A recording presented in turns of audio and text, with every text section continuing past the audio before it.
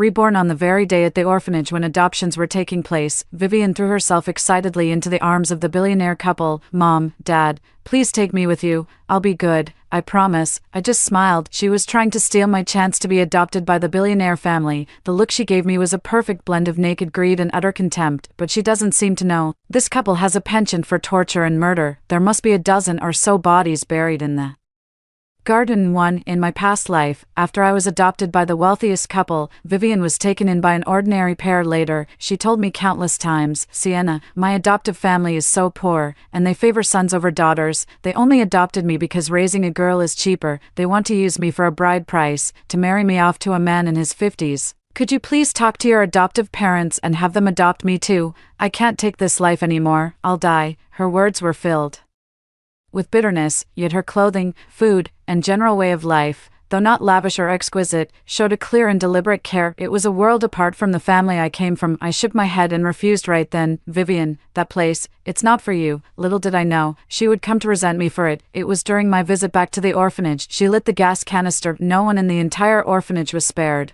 myself included. After I died, I could never understand why, ever since we were children, when she was too slow to get food, I would rather go hungry myself and give my share to her. When she was bullied so badly that even her quilt was torn to shreds, it was I who covered her with my own. I was good to her in every way, yet for this one thing I refused her, and in return, I received her indiscriminate destruction. Born of utter madness, I cannot accept this, and I find it impossible to forgive. Thank goodness, I've been reborn too. I opened my eyes once more. I was back at the familiar orphanage. Before me was Vivian's youthful face, as she suddenly threw herself into the arms of Melanie, my adoptive mother from my past life. "Mom, Dad, please take me with you. I'll be good, I promise." At the orphanage, I never have enough to eat or wear. My only chance to survive is if I go with you. I'm so weak and frail. If I'm not adopted, I'll die. The surroundings felt so real, exactly like the scene I had revisited in my dreams countless times. I gritted my teeth and pinched my own thigh. The pain was just as sharp and clear. Had I been reborn, this seemed to be the day Melanie and her husband came to the orphanage. At that moment,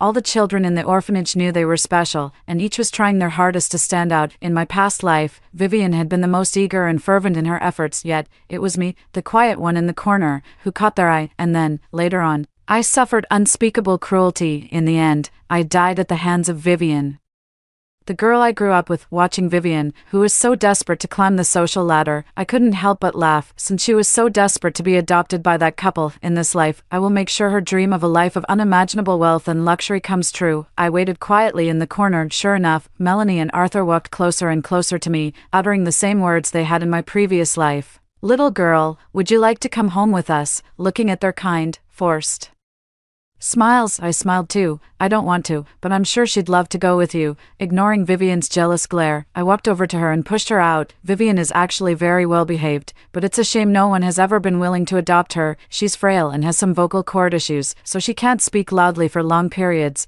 That's why she's always been looked down upon. "Sir, ma'am, if you really want to do a good deed, please take her with you." Melanie and Arthur exchanged a glance, their eyes flashing with excitement. Really, speaking can actually be affected. Although Vivian was surprised that I would lie to recommend her, she wasn't a fool. Seeing the reaction from Melanie and her husband, she understood that her vocal cord issue was actually a plus. She deliberately lowered her voice again, her eyes glistening with tears. "Mom, Dad, everyone else has always looked down on me, but I think you're good people. You are my salvation." Melanie could no longer contain her smile. Arthur stepped right up and took Vivian's hand. "This child is just too pitiful. Why don't we just adopt her?" Vivian was overjoyed, her smile stretching from ear to ear. "Thank you, Mom and Dad. I won't let you down." After the paperwork was completed, Vivian left the orphanage with a triumphant look on her face. She got into the luxury car with her head held high. In the rearview mirror, her smile was radiant, and the glance she threw my way held a hint of disdain. I couldn't help but laugh. She probably doesn't know, this departure leads not to the pinnacle of life, but to a living hell. Indeed, who would have thought that the Arthurs, who were perennial fixtures at charity events helping orphans, were actually sadists? Before me, they had already secretly killed many poor souls with no power or influence, but this time, they've sunk even lower. They actually came to the orphanage to make their selection. In my previous life, the reason they chose me was because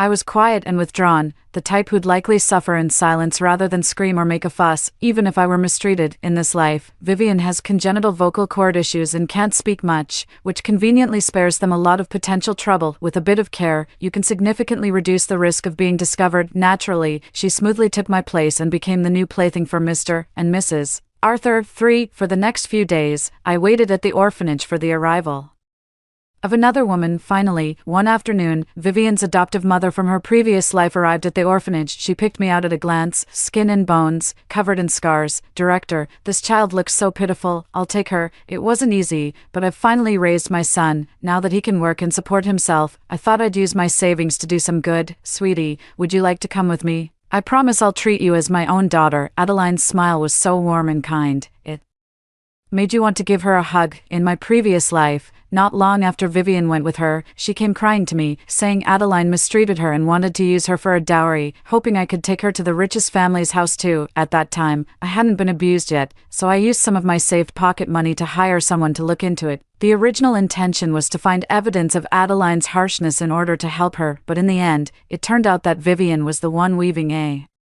web of lies. She's been harboring that Cinderella fantasy of rising from rags to riches since she was a child.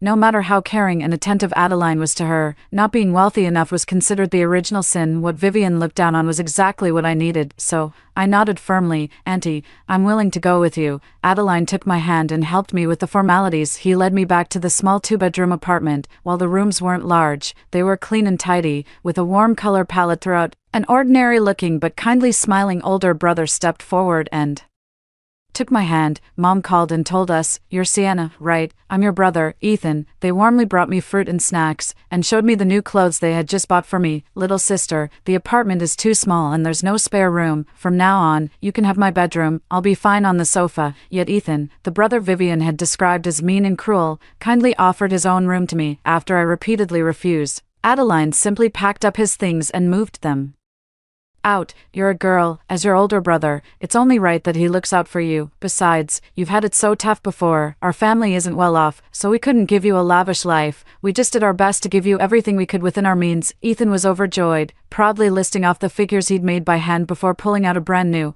exquisitely crafted one and pressing it into my palm. "Mom said we were going to adopt a little sister." I was so excited I couldn't sleep for days. "I made this little thing myself, hoping you'd like it." Their affection was genuine, something I could feel deep down. I couldn't help but close my eyes for a moment, gripping the figurine tightly. "Mom, brother, thank you." As dusk approached, George, the pillar of the Shing family, returned. When he saw me, he was so overjoyed he was practically at a loss for what to do. "Yes, that's wonderful. I really have a daughter now. Sienna, from now on, this is your home. Whatever you want, just tell Mom and Dad. We don't have much money, but if it's within our power, we'll make it happen for you. I get off work late, so I couldn't get you much. This hair clip cost a few $100s. It's the best I could afford. I hope it makes you happy, Sienna." He carefully opened his calloused hand, revealing a simple yet elegant crystal hair clip resting gently in his palm. My nose tingled with emotion, and I shook my head. "Thank you, Dad. I really appreciate the thought, but this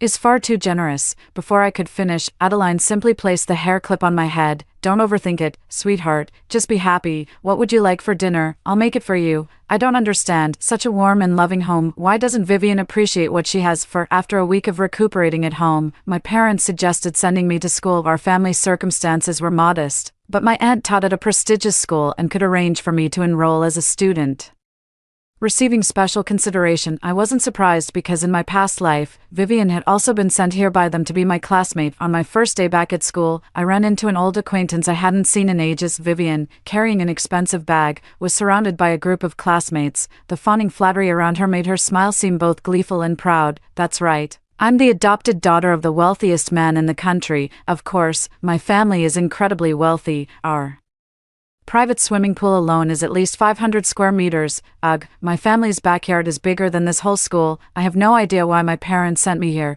They say the education is good, but with all the money we have, what do I need good education for?" She basked in the envious and jealous glances from those around her. She lifted her chin and swept her gaze across the surroundings, as if staking her claim. Her eyes met mine in the crowd, and a flicker of surprise passed Through them, a mischievous smile played on her lips as she slowly walked towards me. Long time no see, Sienna. I heard you were adopted by the George family. Their 2-bedroom apartment must feel pretty cramped. Huh, can't be helped. I guess I was just born luckier than you. Hearing that, I paused for a moment. She was adopted before me. How did she know my father's name so clearly? And how did she even know my home had 2 bedrooms and a living room? Logically, she just came back from Arthur's place. Shouldn't she be busy playing the victim and trying to win their sympathy? How could she possibly have the time or energy to investigate me unless a bold idea began to form in my mind to test my theory? I gave her a long, searching look. Our house is huge. My parents might not be the richest, but they still make a pretty penny every month. Plus, my brother got into Tsinghua or Peking University. Do you really think our family will ever struggle? And let's not forget, you only got adopted by that billionaire couple because I recommended you. Everything you have now, I gave to you. She let out a scornful laugh, her eyes filled with undisguised contempt. Do you think I don't know? Adeline is just a housewife who occasionally picks up some hotel cleaning gigs. She makes, at most, a little over $2,000 a month. George works on a factory assembly line, pulling in maybe $6,000 a month. What are you trying to pull here? As for Ethan, so what if he got into Tsinghua? He'll only be making $10,000 a month. He'll never amount to anything in his life. Not like me. I was born ahead of the game. I don't need to get caught up in your rat race. A fortune is just waiting for me in the future. She knows my family's situation all too well. It doesn't feel like she knows this from her current life, but rather from a past one I remember in my past life. After Ethan graduated from Tsinghua, he started his own business, in the early days, to ensure more sufficient funding for the venture. He only tipped $10,000 a month at first, but be that as it may, Vivian, knowing all this, must have been reborn too. Otherwise, given her personality, someone like me who poses no real threat to her wouldn't be worth the risk of being accused of burning bridges. She wouldn't be so eager to mock me. Clearly, she holds a deep-seated grudge against me. I couldn't suppress my rising excitement. Punishing her in this lifetime doesn't seem all that satisfying, to be honest. I'd rather she kept her memories from her past life, so she could feel every ounce of the torment with perfect clarity. I want to watch as she's devoured, stripped to the bone, right in the midst of the wealth and luxury she so desperately craved. 5. Watching the smug satisfaction on Vivian's face, I allowed myself a faint smile. Yes, everyone's fate is different. You're truly fortunate. If I remember correctly, it was around the start of this summer that the Arthurs had finally put on enough of a show for their adopted daughter.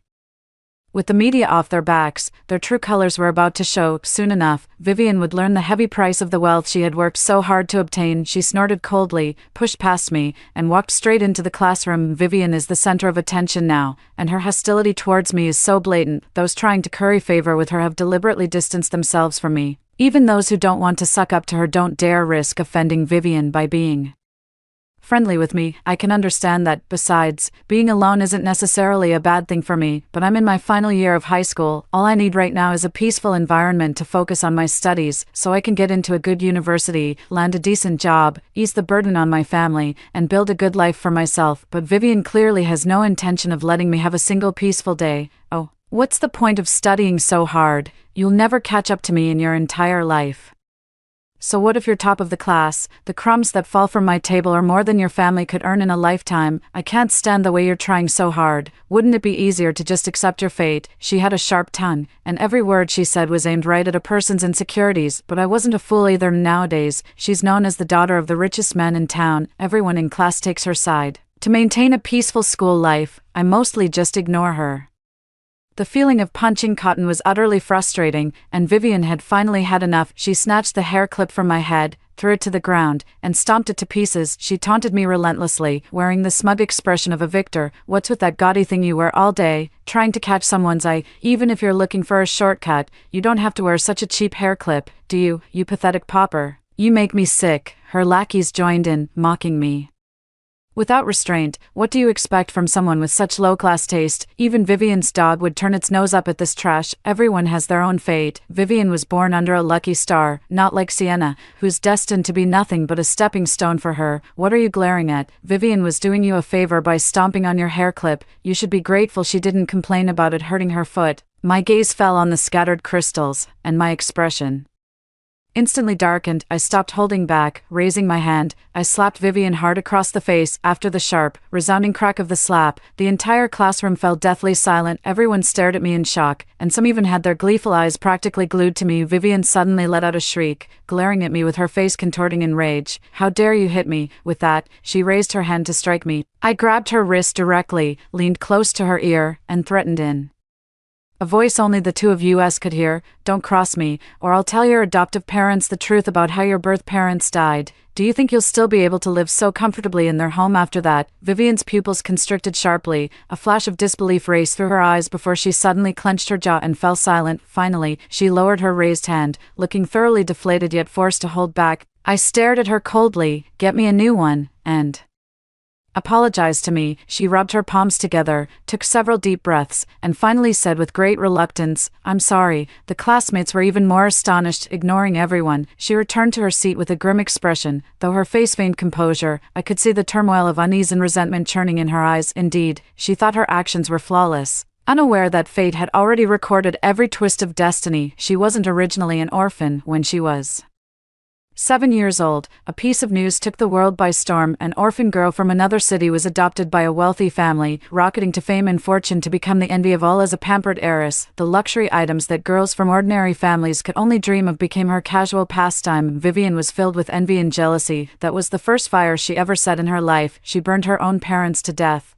Making herself an orphan, she waited for years in the orphanage, but that opportunity never came. Now that she finally has everything she ever wanted, how could she bear to watch it all vanish like fleeting bubbles of wealth? I only learned all of this after I died, so she was the wicked one all along. It turns out George treated her as if she were his own flesh and blood, yet she was never satisfied. 6. As long as she wanted to stay at Arthur's place, I had her right where I wanted her because of that leverage. Afterward, she replaced my hairpin and indeed became much more well-behaved. She apologized to me that day, and from then on, none of the classmates dared to bully me again. I study in silence, while she spends her day seeking validation through the flattery of others. I don't care, because the college entrance exam is almost here. Soon, everything will change. Sure enough, after the college entrance exams, she came to school to fill out her application forms, looking utterly listless and drained. She would often stare blankly into space, her eyes clouded with a complex mix of emotions that seemed both icy and anguished. I see Arthur and Melanie's masochistic tendencies are acting up again. Countless, expertly concealed needle marks now cover her body,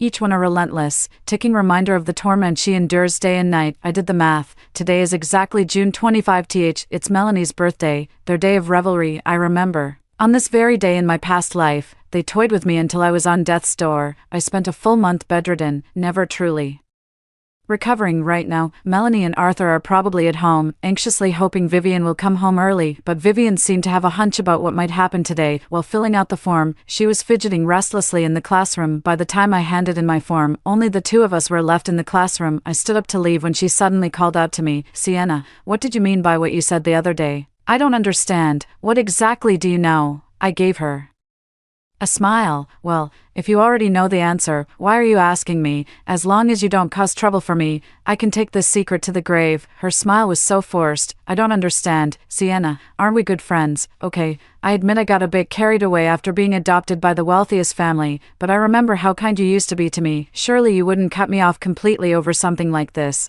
I've been thinking about our old friendship a lot these days. Would you come home with me today? We could have a sleepover and be best friends again?"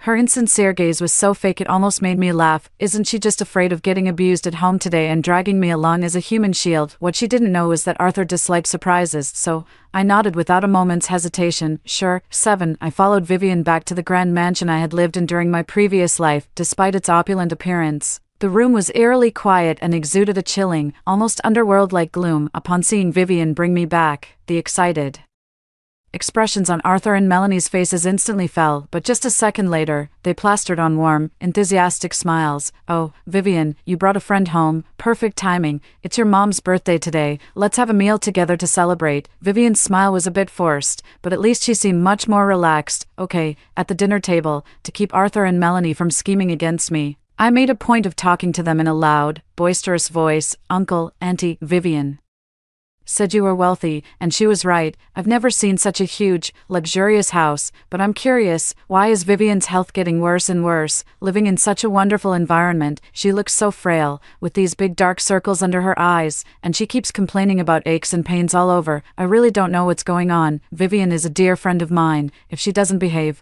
please send her back to the orphanage. Arthur's eyes darkened, and a dangerous glint flashed in Melanie's gaze. They feared nothing more than arousing suspicion. They all turned their icy stares toward Vivian, startling her so much she dropped her chopsticks. She shot me a sharp glare. Sienna, what on earth are you talking about? When did I ever complain about being in pain all over? I shrugged. Didn't you just say that? You even mentioned someone poking you with a needle. That single sentence convinced Mr. and Mrs. Arthur completely. After all, there was no way I could have known about something like that unless Vivian herself had told me. Vivian was utterly panicked under the couple's icy stare. Mom, Dad, I really didn't say that. She's framing me. You know me. I would never. But Mr. and Mrs. Arthur simply refused to listen to any explanation. They gave me a hypocritical smile. You might not know this, but Vivian has been an orphan for so long that she's a bit unhinged. She must be talking nonsense. Please, don't take it to heart. Playing the fool, I simply nodded. Of course I believe you. You're famously the most charitable people in City A. There's no way you'd do something like that.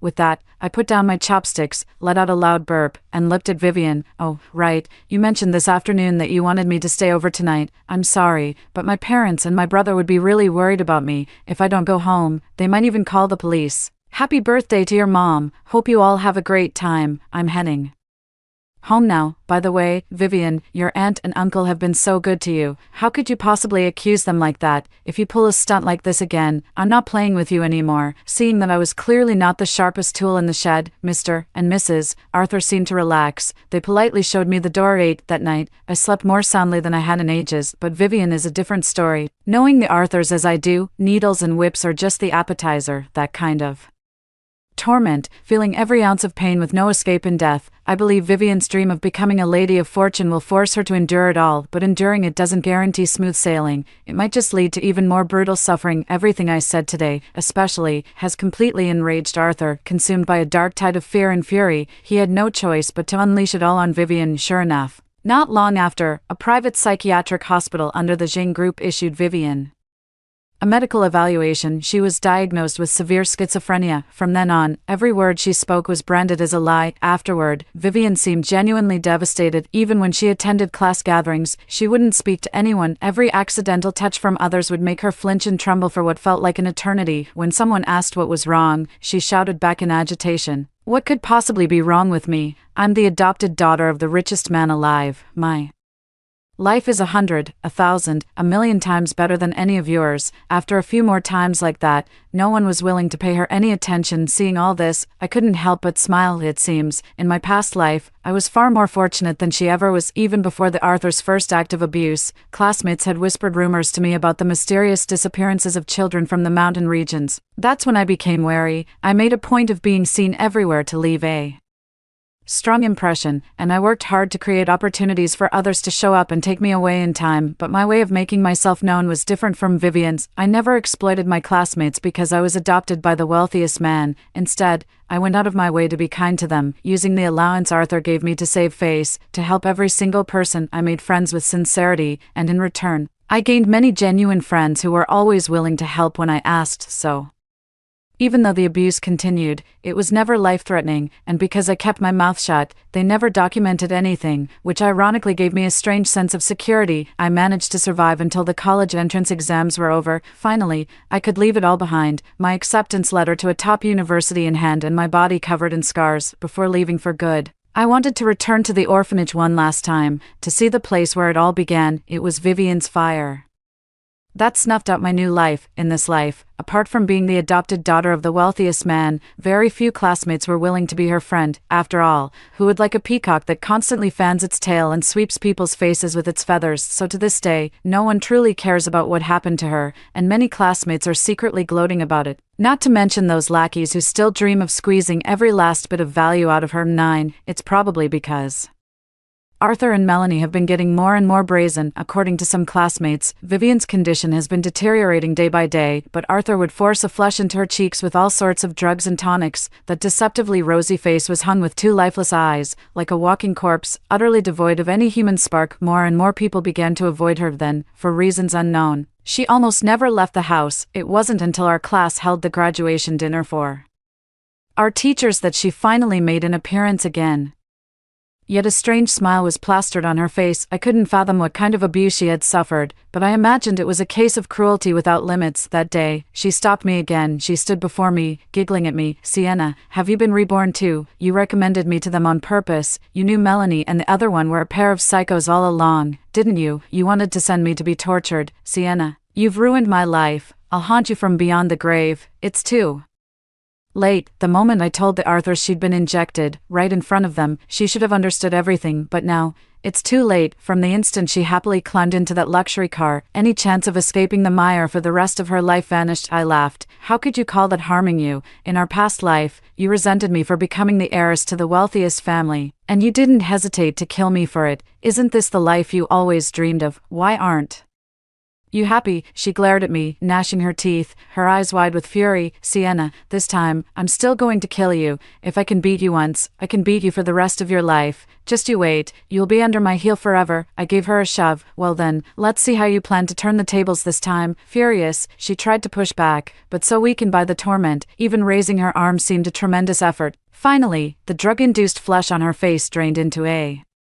deathly pallor, and she staggered away, "Trying to take me down with you. That's not going to happen." After all, I had just slipped a letter of accusation into her backpack. 10. That very night, a shocking arson incident occurred in City A. The gas canister at Melanie's home exploded, and neither of the couple survived. Only their adopted daughter, Vivian, survived by jumping into the garden pond just in time. I knew it without even thinking, to ensure the toys wouldn't leak any secrets. The Arthurs' first action upon their adopted daughter's return each day was to search her. That report, filled with evidence of their company's illegal activities, would drive them out of their minds. Driven to the brink of death and with her back against the wall, Vivian took a desperate gamble and ignited the gas canister. The Arthurs, who had never faced resistance before, were caught completely off guard by this turn of events, unprepared. They both perished. When police took Vivian to the hospital, they discovered not only the scrapes and burns from the explosion, but also numerous scars from whippings and signs of abuse. She broke down in tears before the media. "They were monsters, not human. From the very day they adopted me, the abuse never stopped. They stuck me with needles, gave me electric shocks, and performed all sorts of surgeries on me. My body was covered in wounds. I nearly died.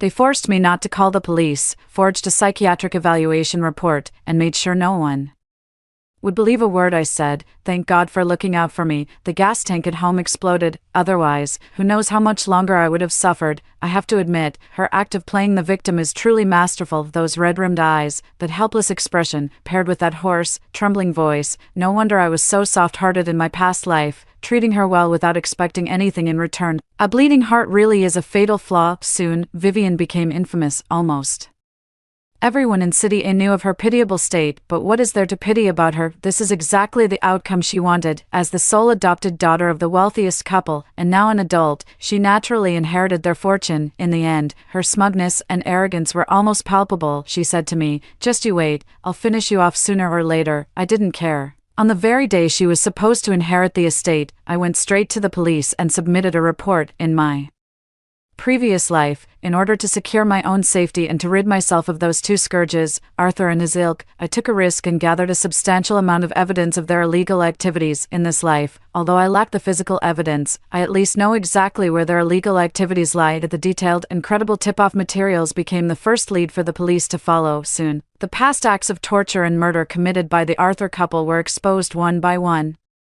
The victims' families were devastated, and their hatred was redirected toward Vivian. If the police hadn't arrived, she would have been beaten to death. Furthermore, the Jing group was found to be implicated in multiple charges, including bribery, tax evasion, illegal operations, and involvement in organized crime. Consequently, the Jing group was completely shut down. The wealth that seemed almost within their grasp vanished into thin air, before Vivian could even be driven to the point of a Heart attack. The police discovered she had committed arson. However, given the urgent circumstances at the time, it was considered self-defense. After being detained for a while, she was released, but her dream of wealth and glory came to a complete end. 11. To make matters worse, after Vivian left the hospital, she couldn't even find a place to sleep, but she was no longer the adopted daughter of the wealthiest man. Those she had once bullied began openly targeting her, and the sycophants spared no effort in their mockery. You were so smug back then. Who would have thought you'd end up worse than a stray dog? A pheasant is just a pheasant, even if you give it the chance to perch on a high branch. It can't hold on. Who does she think she is? Thought she was some high society princess,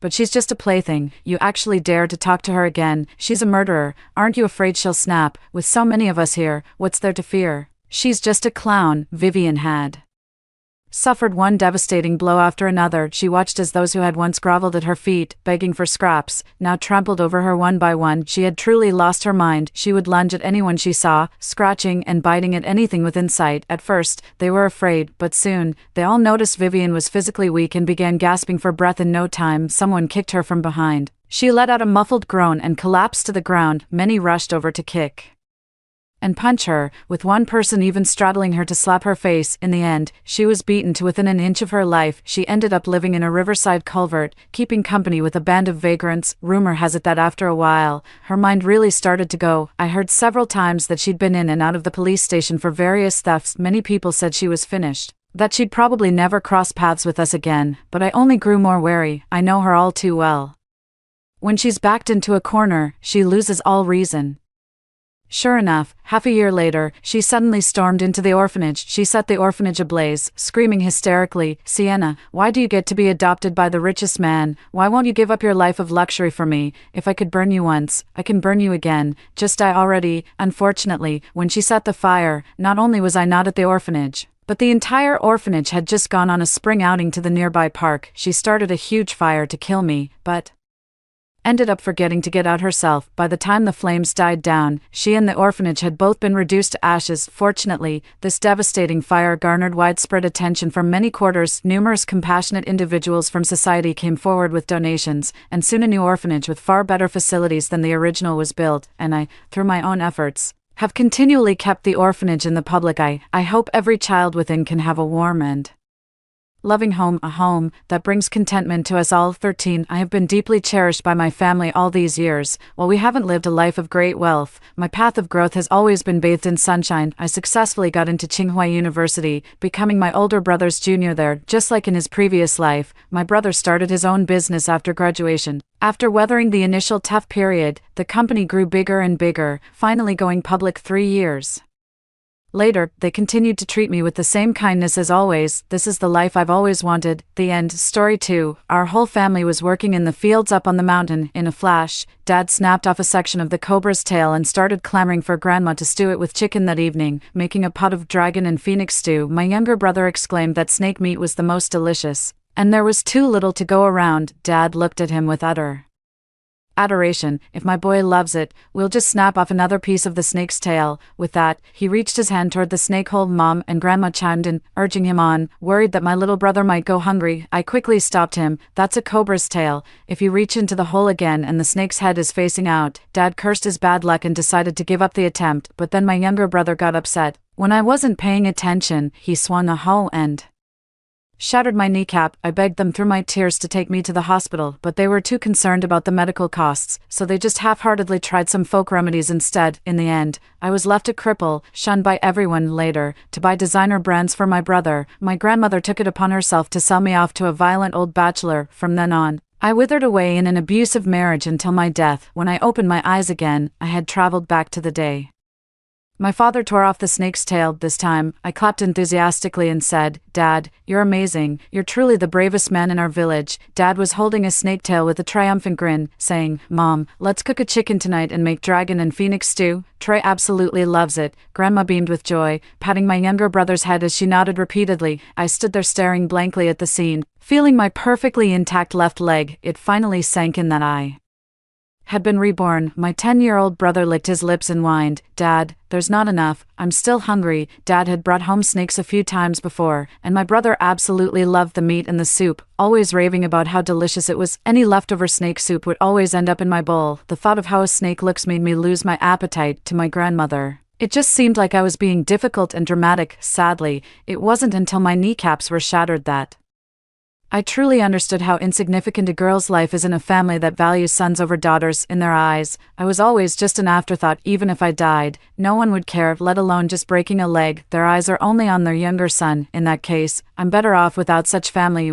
If you enjoy raiding snake holes, then go right ahead. Dad gave his younger brother an indulgent smile and said, All right, since Troy loves eating it, I'll pull this critter out and get another piece of its tail for him. Mom playfully swatted Dad's back and scolded, You're spoiling him again. Hurry up then, it's almost dark. Grandma chimed in with a laugh. Exactly, be quick about it. Don't keep my precious grandson waiting with his mouth watering. Snapping out of my daze, I immediately clapped my hands and exclaimed, Dad, you're amazing. You're truly the bravest man in our village. Seeing this, Dad looked rather pleased with himself. Without a second thought, he thrust his hand into the snake hole. He let out an earth-shattering scream. Ouch, ouch, ouch. The damn thing bit me. Father's face contorted in pain. With a powerful tug of his arm, he yanked a hefty cobra straight out of its burrow. At first glance, the cobra's menacing head was clamped viciously on the fleshy part between Dad's thumb and forefinger. Dad let out another terrified scream. He began flailing his arm wildly, trying to shake the cobra loose, but even as the snake's body whipped through the air, its jaws remained locked in a death grip. My little brother, who had been craving snacks just moments before, had never witnessed such a scene. His small face turned ghostly pale as he hid behind Grandma, bursting into loud sobs. Oh, my child. Grandma let out a heart-wrenching cry and Mom also rushed forward, crying and screaming. One of them grabbed the snake's body while the other pried its jaws apart. With tremendous effort, they managed to tear the snake's head from Dad's hand, flung it to the ground, and smashed it with a hoe. Dad was already lying on the ground, moaning in agony. His arms swelled and turned purple at a frighteningly rapid pace. Soon, it took on a deep blackish hue. Terrified out of her wits, his mother cried out in a panicked voice, This is bad. The snake is highly venomous. We need to get him to the hospital. No. Unexpectedly, Grandma's eyes flashed with severity. The hospital? Do you have any idea how much that would cost? It's just snake venom. Suck the poison out. That's what they always do on TV. I'll go find some herbs later. He'll be fine, I'm sure of it. As the words hung in the air, his clouded old eyes snapped toward me. Nix, come here. Suck the poison out of your father. Mother was frantic too, screaming at me. What are you standing there for? Want your father to die? Get over here and suck out the venom. Yet his face feigned sheer terror. He took a trembling step back, lips quivering. Grandma. Mom, I'm scared. Before the words faded, I rolled my eyes back and fainted on the spot. Lying completely still, useless waste of money, absolutely worthless when it counts. Furious, Grandma cursed under her breath and stormed over, kicking me hard twice. Still seething, she began slapping my face wildly. I gritted my teeth and endured the pain. My body went limp as a rag. No matter how hard she tried to shake him, he just wouldn't wake up. Father's pained groans cut Grandma short. She rushed to Father's side in a fluster, and seeing her son growing weaker by the minute, she completely lost her composure. I secretly cracked my eyes open just a slit, carefully keeping tabs on what was happening with them. Afraid that Grandma might hit her with a tool, she had no choice but to stand up and run away. Meanwhile, Grandma wasn't willing to risk her own life, so she turned her attention to Mother. You, hurry up and suck the poison out for your man. No. The next moment, Mother was a bride Grandma had bought with money. She never had any dignity in front of her grandmother. All these years, she's been completely suppressed, looking at her husband's blackened wound 02, even with immense fear in her heart. But under Grandma's withering glare, she ultimately didn't dare resist and instinctively submitted. Sobbing, she leaned down and began sucking at the blackened wound, mouthful by mouthful. With each mouthful she drew, she spat out a stream of blackened, poisoned blood. Seeing this, Grandma nodded with satisfaction. She immediately ran up the mountain. Before long, she returned with some medicinal herbs. Hastily, she crushed the unidentified herbs with a stone, mixed them with saliva, and haphazardly applied the poultice to her father's wound. Having done this, Grandma breathed a sigh of relief. She called out to Mom, Quick, give me a hand. Let's get your man back home. A good night's sleep and he'll be right as rain by tomorrow. Mom was already feeling dizzy, with a burning pain in her mouth. But she didn't dare disobey. Bracing herself, she and Grandma lifted Dad from both sides and carried him home. Hearing Grandma say everything would be fine, my little brother started grinning again, rushed over to the crushed cobra and picked up its mangled remains, licked its lips with a greedy expression. Grandma saw this and praised with a smile. What a good child, knows not to waste food. As for me, no one paid any attention at all. I didn't get up from the ground until they were long gone, staring at the blood-soaked mess scattered across the ground. My Face went completely numb, the sky was growing dark. I started walking home, walking by the river. I saw my younger brother noisily skinning a snake. So tasty, so tasty. He spotted me and sneered. Well, look who's back. Don't even think about getting any, you little brat. I walked away without a word. The moment I stepped inside, I heard Grandma's piercing wails and curses. My son, how could you leave like this? How am I supposed to go on living? It's all because of that damned snake.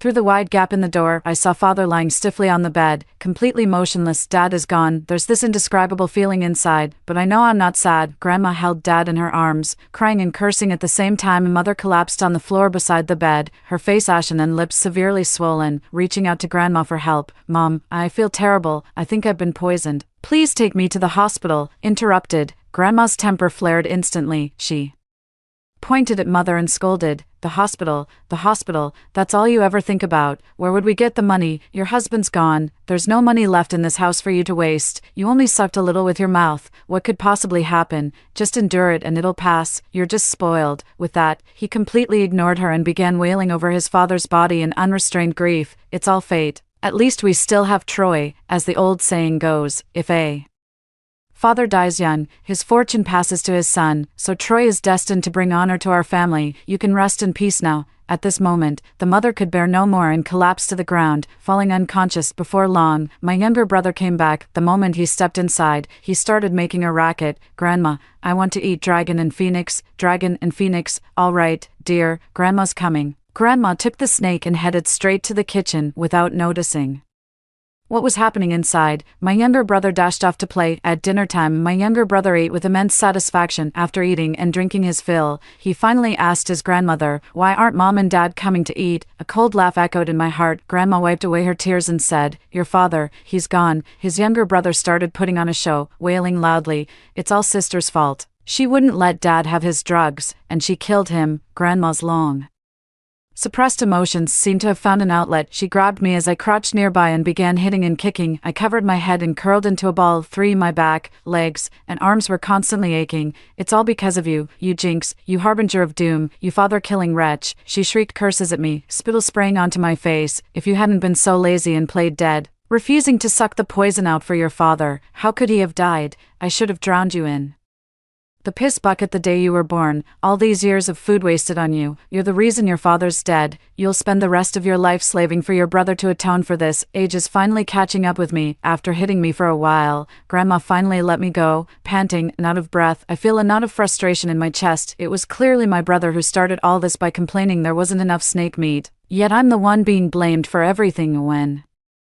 it comes down to it. In this household, daughters are worthless. Father's funeral arrangements were shockingly slipshod. Grandma couldn't bear to spend money on a coffin. They simply wrapped him in a tattered straw mat. Then we gathered some relatives, carried him to the back hill, and found a spot to bury him. There was no ceremony, no weeping, only Grandma murmuring at the graveside, "Rest easy, son. Your fortune has passed to Troy. He'll make something of himself someday. Go in peace." After lying unconscious for a day, Mom stubbornly clung to life and pulled through, but the snake venom had already ravaged her body. She was left with severe long-term effects. Her hands would tremble uncontrollably, her vision grew blurry, and her body became extremely weak. She'd get out of breath after just a few steps. She became completely dependent on others for care. Out of pity, Grandma fetched the village's barefoot doctor, who prescribed the cheapest herbal remedies. "You're just another husband killer.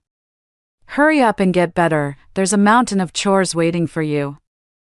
After that, Grandma stopped paying Mother any mind. The responsibility of caring for her naturally fell on my shoulders. At first, Mom was distant with me, ordering me around without any hesitation. After all, my brother would visit her often and had even made her a promise. "Mom, Grandma said I'm destined to make a fortune. I'll get you into the best hospital, make sure you're cured, and take care of you in your old age." Mom beamed with delight upon hearing this, but as time went on, my younger brother realized Mom couldn't buy him treats or give him pocket money, and his limited patience quickly ran out. His visits to see Mom became less and less frequent. In the end, they just stopped showing up altogether. All of Mom's hopes and expectations shifted from my younger brother to me, completely. She started being genuinely warm and kind to me. "My Nix isn't the least bit ugly. Honestly, she should be called Celine. Wow, this congee is absolutely delicious today. My daughter's cooking skills just keep getting better and better." Sometimes, after watching me get beaten and scolded by Grandma, she would comfort me, saying, just bear with it. All the family's money is in her hands. I knew this wasn't maternal love, it was the last lifeline she could cling to in her boundless despair. She's afraid I'll abandon her completely too, then she'd truly be left to rot in this bed.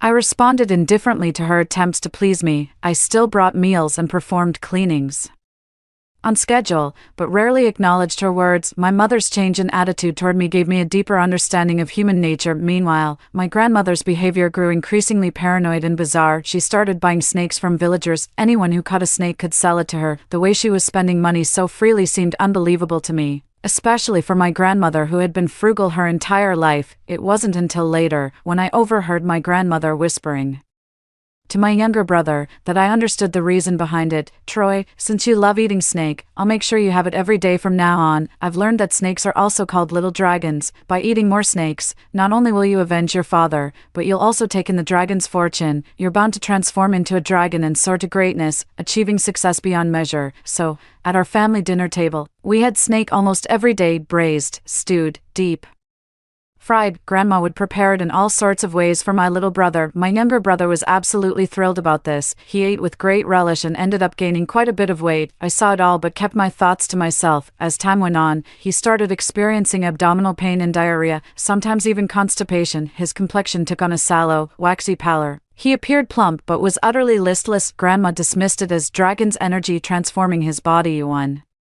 night he spiked a fever, writhing on the bed while clutching his stomach and screaming hysterically. Panic-stricken, Grandma summoned the village's barefoot doctor. The barefoot doctor gasped upon hearing he'd been eating snakes daily, exclaiming, "This means parasites have infested his belly. Get him to a hospital, quick." I was called to help, and we rushed my little brother to the county hospital in a frantic hurry. The test results came back.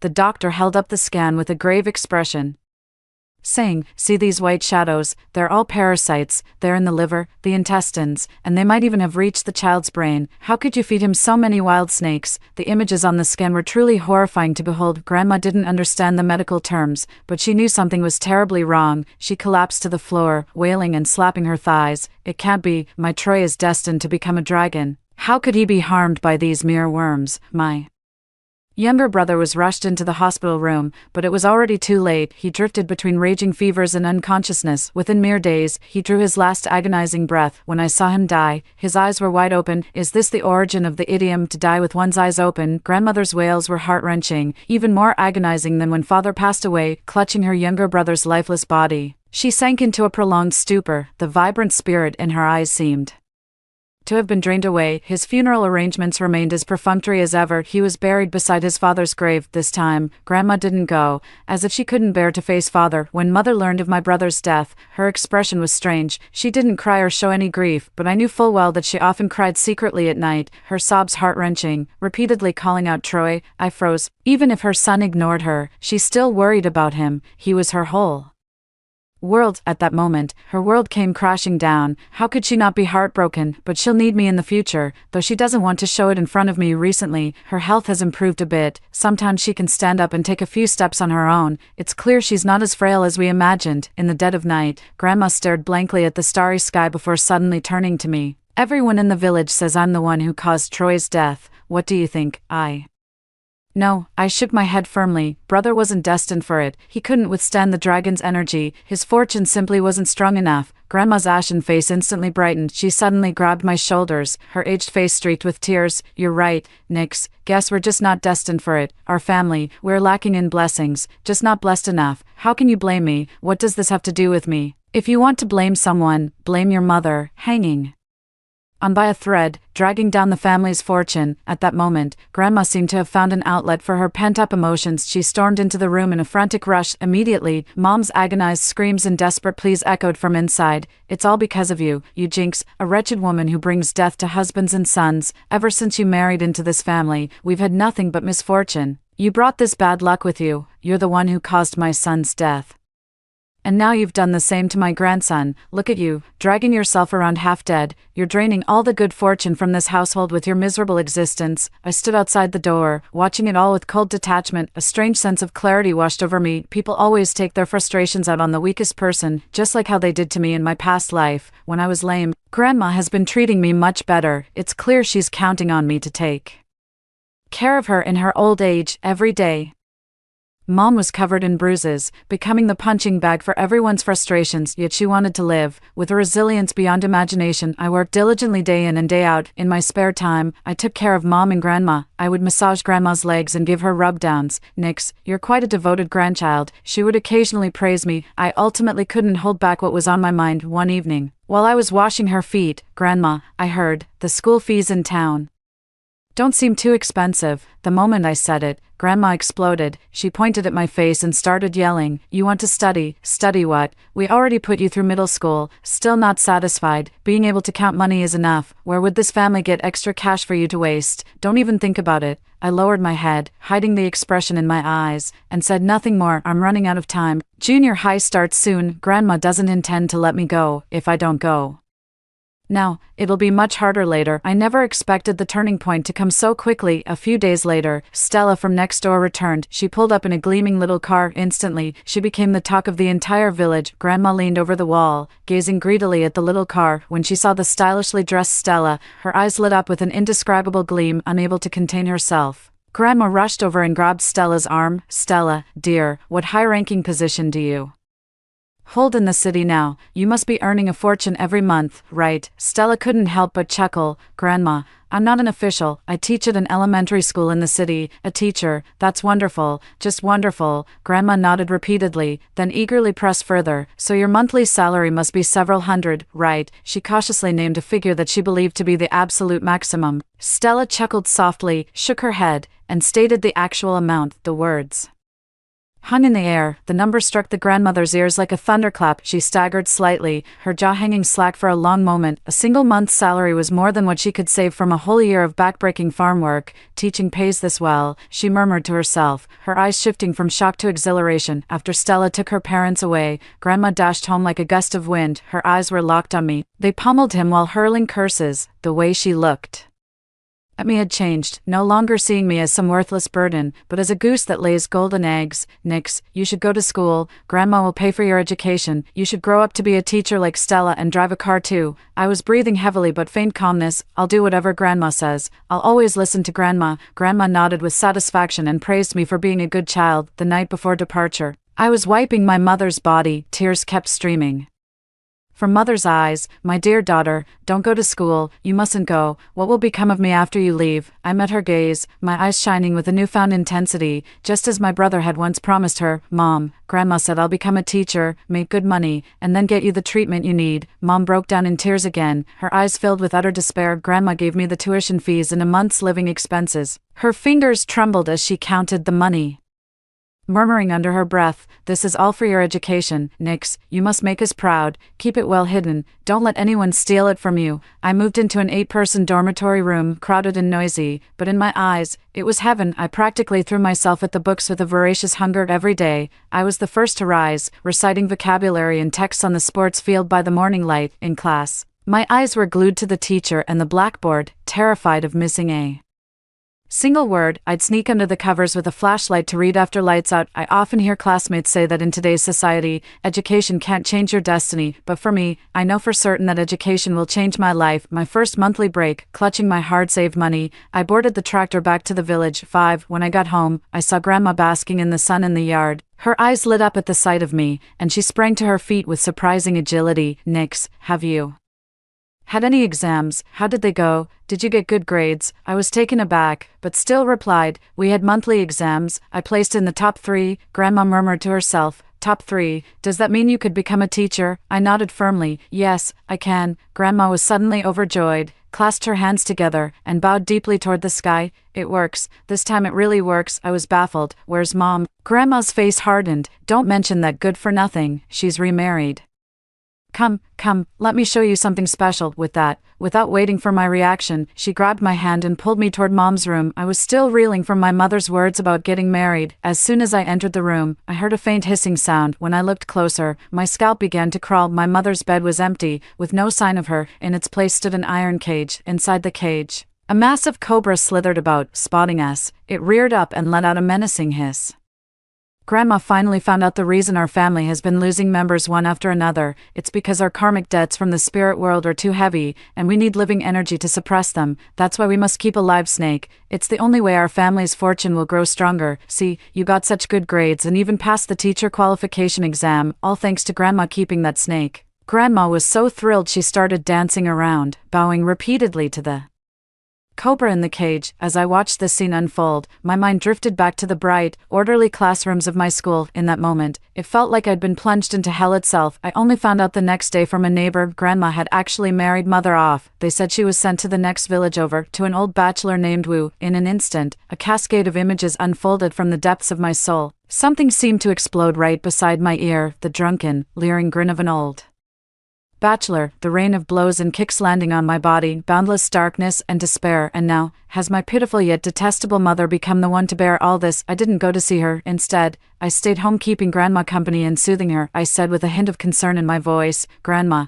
the teacher in the city told me that snakes are indeed spiritual creatures, but raising them requires special care. You can't just feed them anyhow. They say that at midnight, when the yin energy is strongest, they're at their most spiritual and hungriest. That's the best time to feed them for the best effect." Grandma immediately grew tense. "Teach, there's such a saying." I nodded firmly. The teacher is absolutely right. Grandma kept nodding. Someone as successful as the teacher must know what they're talking about. "From now on, I'll feed you at noon sharp. This will definitely bring you better fortune." I thanked Grandma with a smile. Grandma patted my head. "My dear granddaughter, when you become a teacher someday, you must take me for rides in a car and let me live in a big house." I had only been back at school for 3 days, then came the news from the village that something had happened to Grandma. By the time I got home, the whole village had gathered at our doorstep. What a tragedy, to be done in by the very dragon you raised. If you ask me, this was divine retribution, a woman who drove her own son and grandson to their deaths and sold off her daughter-in-law. Did anyone really think she'd meet a good end? They fell silent the moment they saw me approaching. Grandmother lay on the ground in the courtyard, a white cloth draped over her. Her forehead was bruised, her face pale with a bluish tint, and 2 distinct wounds were visible on her neck. Beside her lay the mangled corpse of a cobra. "Grandma." I knelt before her, weeping uncontrollably, wailing that I had finally left the darkness behind, crying out that I could finally reach the light freely. I became an object of everyone's pity. The village sent a considerable amount of condolence money. I wrapped my grandmother's body in a straw mat. With the help of the villagers, I buried her alongside my father and younger brother. When I returned home, I found my grandmother's money box. After counting all the old bills and coins, the total came to over 30,000 yuan, enough to see me through high school. I knew that 10,000 of it was the money from selling Mom. Before leaving, I went into Mom's room. There were bloodstains on the iron snake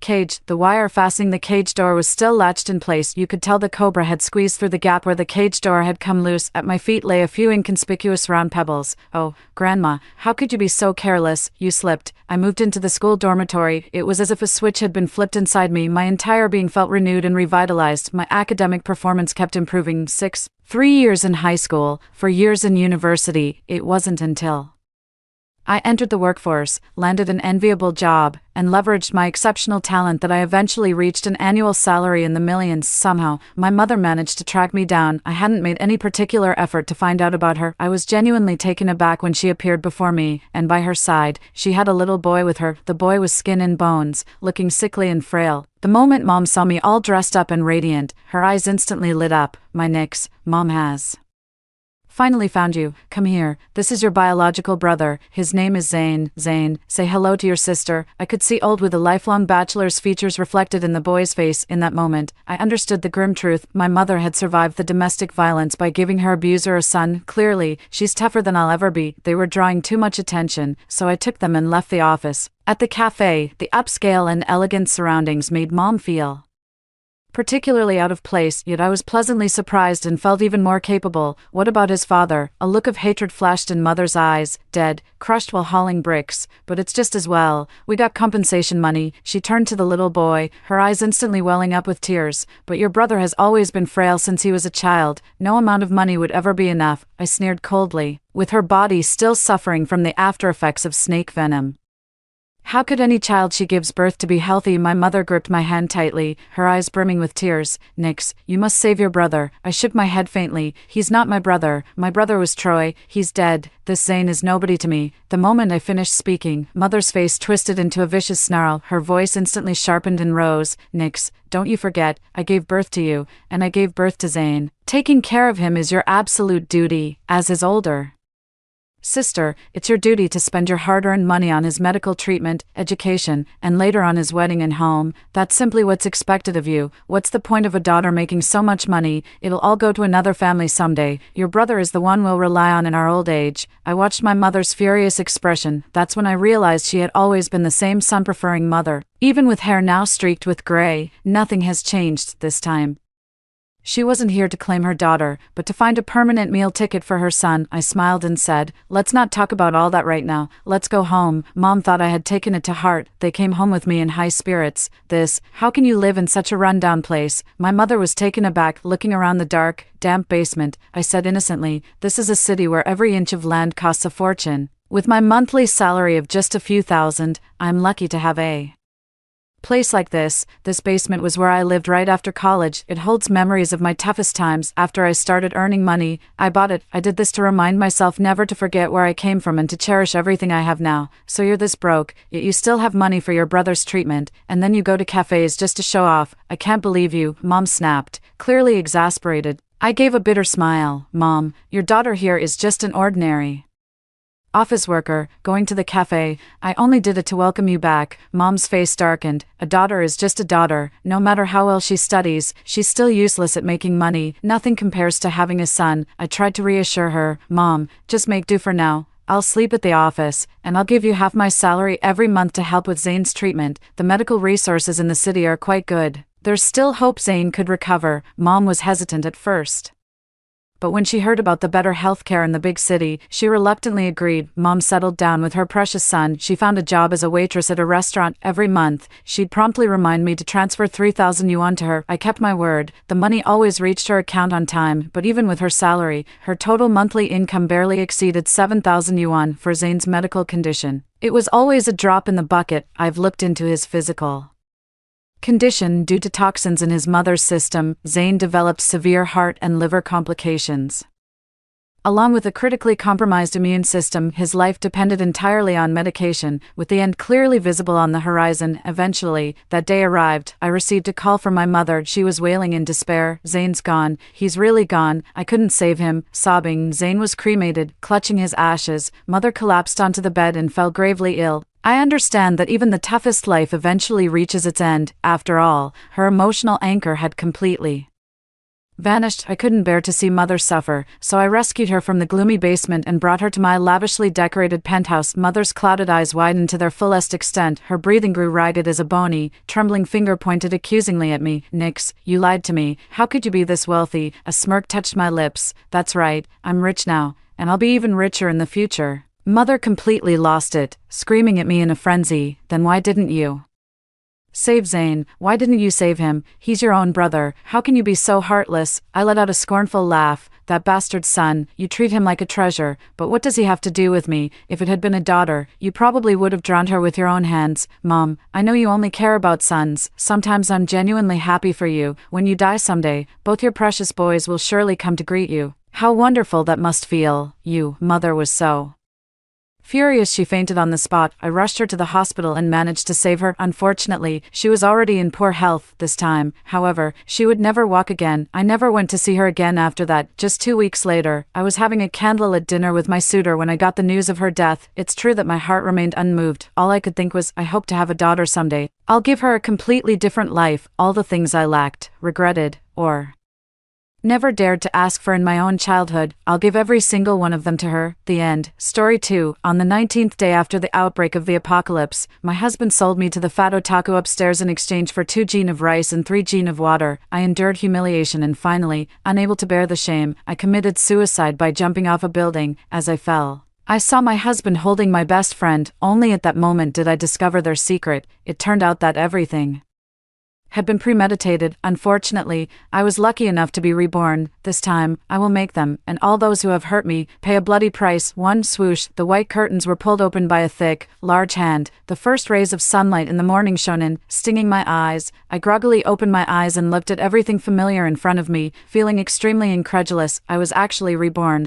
I was reborn the day before the outbreak of the apocalypse, before I could even begin to think about all this. The large hand that had pulled open the curtains touched my forehead. Baby, the sun is already high in the sky. You can't sleep in any longer. Hurry up and get up. Today is the day we go to register our marriage. This large hand had given me 3 years of warmth and love. Whenever I was sad or lacked confidence, it would always appear in time, hugging me and caressing me, especially a month ago. When my parents died in a car accident, this large hand had given me the greatest support. It made me feel safe and secure, but that was only true before. Now, looking at this large hand, my heart was filled with fear, disgust, and anger. Don't touch me. I instinctively pushed away this large hand and let out a hysterical cry. Raleigh's hand froze in midair, and a trace of barely noticeable disgust and viciousness flashed in his eyes. However, his tone was extremely gentle, as affectionate as ever. Baby, what's wrong? Are you not feeling well? I suddenly have a really bad stomachache. I'm afraid I can't go to the Civil Affairs Bureau today. Let's go tomorrow. I pretended to have a very painful stomach and tried my best to disguise myself so that Raleigh wouldn't notice anything strange. But, Raleigh, I'm really not feeling well. You go out first and let me rest. Let's talk about getting the marriage certificate tomorrow. I didn't give Raleigh a chance to speak again and drove him out. Then, I locked the door from the inside and slumped to the ground, feeling completely drained. Raleigh, my husband in my previous life, the man I had always trusted the most and my only reliance. On the 19th day after the outbreak of the apocalypse in my previous life, he sold me to the fat otaku upstairs for 2 jean of rice and 3 jean of water. I would never have dreamed that this man who loved me deeply and whom I loved with all my heart would treat me like this. And all of this was just the tip of the iceberg of his evil true nature.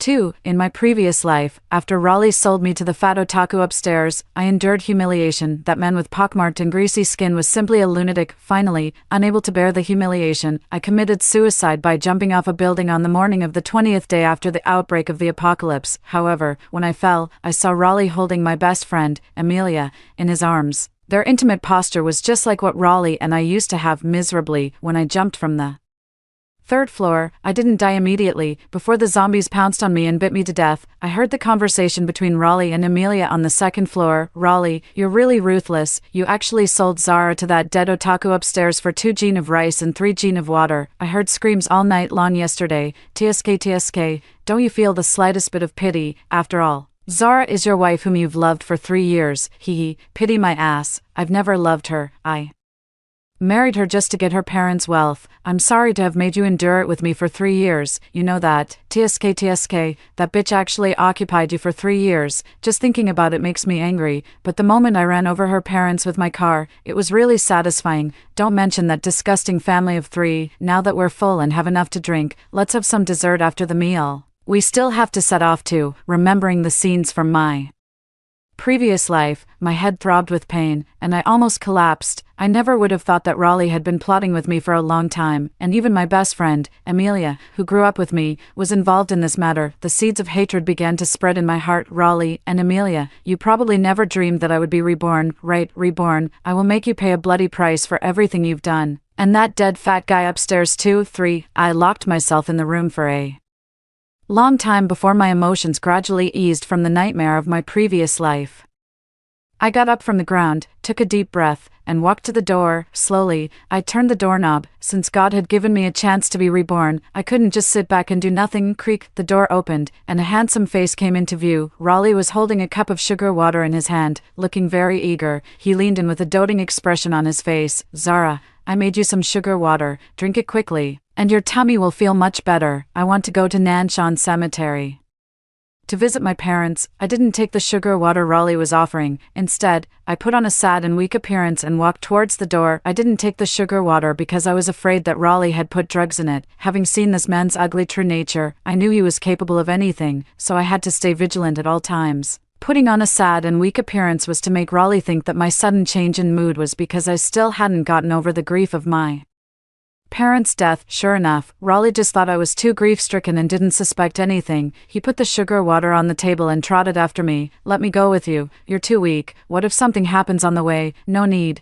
I want to go alone. I refused Raleigh's kindness. I definitely couldn't let him follow me, or else how could I prepare for my next plan? There was only one day left before the apocalypse. Not only did I want to get my revenge, but I also needed to prepare sufficient survival supplies to ensure my survival. I was lucky enough to be reborn, and I didn't want to be bitten to death by zombies again. I didn't want to experience that kind of excruciating pain like being skinned and having my muscles torn apart, accompanied by a strong stench. I'd still like to go with you. I'm worried about you. This man was still so shamelessly following me. If it were in my previous life, I would have naively thought that he was concerned about me. However, now I knew that he was just afraid that I would run away. Just as I was thinking about how to get rid of Raleigh, a beautiful woman wearing a 3-centimeter mini skirt, black stockings, and heavy makeup appeared at the door. Amelia, my best and only friend. Yo, are you in such a hurry to go and get the marriage certificate so early? Zara, you're so lucky to have met such a good man like Raleigh as your best friend. I'm really happy for you. Amelia came up and gave me a big hug. Her tone of blessing was extremely sincere, but if you looked closely, you could see the hatred and jealousy in her eyes. What marriage certificate? Zara is in a bad mood today, so we've changed it to tomorrow. Raleigh pretended to be concerned about me and secretly gave Amelia a look, signaling her to persuade me to get the marriage certificate today. Amelia understood and came up to persuade me earnestly, saying that today was an auspicious day and it would be unlucky to miss it. These two scoundrels were really crazy about getting my parents' inheritance and couldn't wait for even a single day. I was so stupid in my previous life. These two scoundrels were flirting right in front of me, and I didn't notice a thing. I said, I'm not feeling well today. Don't follow me. Just leave me alone. I roared and, ignoring the two of them, quickly went downstairs. Sure enough, Raleigh and Amelia didn't follow me. I walked downstairs under their gaze, but then quietly turned back and hid around the corner of the corridor. I saw an intimate and sinister scene. I don't know what that stupid woman is up to today. How dare she lose her temper with me? I will definitely kill her. Don't worry, just endure it for a few more days. Once I get that bitch's parents' inheritance, I'll chain her up and you can do whatever you want to her. Baby, I've missed you so much these past few days. Raleigh, me too. Raleigh picked up Amelia and turned to enter the room, looking impatient. These two scoundrels, I'll let you be complacent for one more day. Tomorrow will be your doom. In just a dozen seconds, the ear-piercing sound of them having sex came from the room. I felt so disgusted that I wanted to vomit. The anger in my heart burned like a raging fire, and I couldn't wait to kick the door open and chop these two scoundrels into pieces with a knife, but I knew it wasn't the right time. I was just a weak woman and couldn't possibly be a match for these two scoundrels. If I wasn't careful, I might even be killed instead, so I had to endure it, and right now, the most important thing wasn't getting revenge, but ensuring my survival. I took a deep breath and forcefully suppressed the surging hatred in my chest. Then I went downstairs and quickly walked towards the outside of the community. There was only one day left before the apocalypse. After the apocalypse arrived, the zombie virus spread throughout H City at an alarming speed. 30% of the people were infected with the zombie virus and turned into zombies. These zombies were infected by some unknown virus. They were like mindless mad dogs, biting anyone they saw. Those who were bitten would turn into zombies in just a short minute. In just 10 hours, 90% of the people were infected, and the entire H City fell completely, turning into a living hell. Therefore, after the apocalypse arrived, it was absolutely impossible to go out. The survival rate of going out was almost zero, so I needed to find a reliable shelter first. Besides a reliable shelter, I also needed to store a large amount of survival supplies because I didn't know how long the apocalypse would last, or if it would ever end at all. Anyway, on the 20th day after the outbreak of the apocalypse in my previous life, when I committed suicide, the apocalypse was still ongoing, so I needed to store as many survival supplies as possible. As for the shelter, among my parents' inheritance, there was a 3-story villa located in the southwest suburbs of H City. It wasn't as bustling as the city center, there were fewer people, and it was very quiet, making it a good choice for taking refuge during the apocalypse. As for the survival supplies, my parents had prepared a large supermarket in the city center before they passed away. All kinds of goods had already been put on the shelves. Unfortunately, they had a car accident on the day before the supermarket was supposed to open, so the supermarket still hadn't opened. Until now, my family was quite well off, which was also why Raleigh was so scheming and vicious in his attempt to get my parents' property, so I didn't need to buy a large quantity of survival supplies. I could just directly transport the supplies from the supermarket to the villa. Because of running the supermarket, my father had also bought a large truck, and I could just use this truck to transport the goods. But there was only one day left before the apocalypse. Loading and unloading the goods would take time, and I was just a weak woman. It was almost impossible for me to transport a large amount of supplies to the villa in just one day. If I hired movers, it would expose the location of the villa and let others know that I had stored a large amount of survival supplies, which was very risky, because after the outbreak of the apocalypse, humanity was lost. I had witnessed a man brutally killing his girlfriend just for a bite of food, so I couldn't hire movers. What should I do? Hi, beauty, I've downloaded a pure-blooded action love movie. Do you want to come to my place and enjoy it together? My bed is big and soft. Just as I was racking my brains trying to come up with a solution, a lewd voice rang in my ears. When I heard this voice, my body couldn't help but tremble. I was all too familiar with this voice. It was like a devil to me. 5. I looked up and saw the fat otaku from upstairs. His face was full of pockmarks and greasy fat. When he smiled, he showed a mouthful of yellow teeth. He was as disgusting as he could be. Remembering the scenes of being humiliated by this fat otaku in my previous life, my heart was filled with infinite fear and hatred. Beauty, let's have some fun together. I'll give you 3,000 yuan. Don't rush to refuse. 3,000 yuan is a month's salary for an ordinary person. You can earn it just by lying still. It's a great deal. While I was in a daze, the fat otaku came up closer. There was a wicked look in his eyes. Smelling his body odor, I almost vomited. I instinctively wanted to slap him, but I held back. At the same time, I suppressed the fear in my heart and smiled coquettishly. Sure, but you have to do me a favor. At this moment, a plan for revenge formed in my mind. 6. As long as you're willing to lie on my bed and watch the love movie with me, not only will I do you one favor, but I'll do 10 favors for you. The wicked look in the fat otaku's eyes became even hotter. He came even closer to me, and his ugly, fat face was almost rubbing against my nose. His two big, chubby hands, like pig's trotters, were very unruly and were about to touch me. I suppressed the nausea in my heart and dodged the fat otaku's advances. I put some distance between us and smiled gently. Don't be in such a hurry. Help me with the work first. After we're done, we'll go to your place and watch the love movie. Beauty, tell me what you want me to do. The fat otaku rolled up his sleeves, stuck out his tongue, and looked like a lustful husky. Being extremely attentive, my family was going to prepare a supermarket in the city center, but my parents passed away a month ago, so the matter of the supermarket was put on hold. I'm not in the mood to open the supermarket now, and I'm going to sell it. As for some of the goods inside, I want to move them to the villa my parents left me and donate them to those in need later. But I'm just a weak woman and can't do the physical work of moving. Can you help me with the moving? I pretended to be weak and pitiful and made up a random excuse to deceive him. Sure enough, the fat otaku fell for it and agreed to help me move the goods without hesitation, so I drove the car and took the fat otaku to the supermarket in the city center. This car was bought for me by Raleigh and was registered in my name. Before the apocalypse broke out in my previous life, I really thought he was so considerate. Now, I just felt disgusted. Every time I saw this car, I felt disgusted. Then why was I still driving this car? This had something to do with my revenge plan, which I will explain later. On the way to the supermarket, the fat otaku tried to touch me several times, but I managed to dodge him with various excuses. Finally,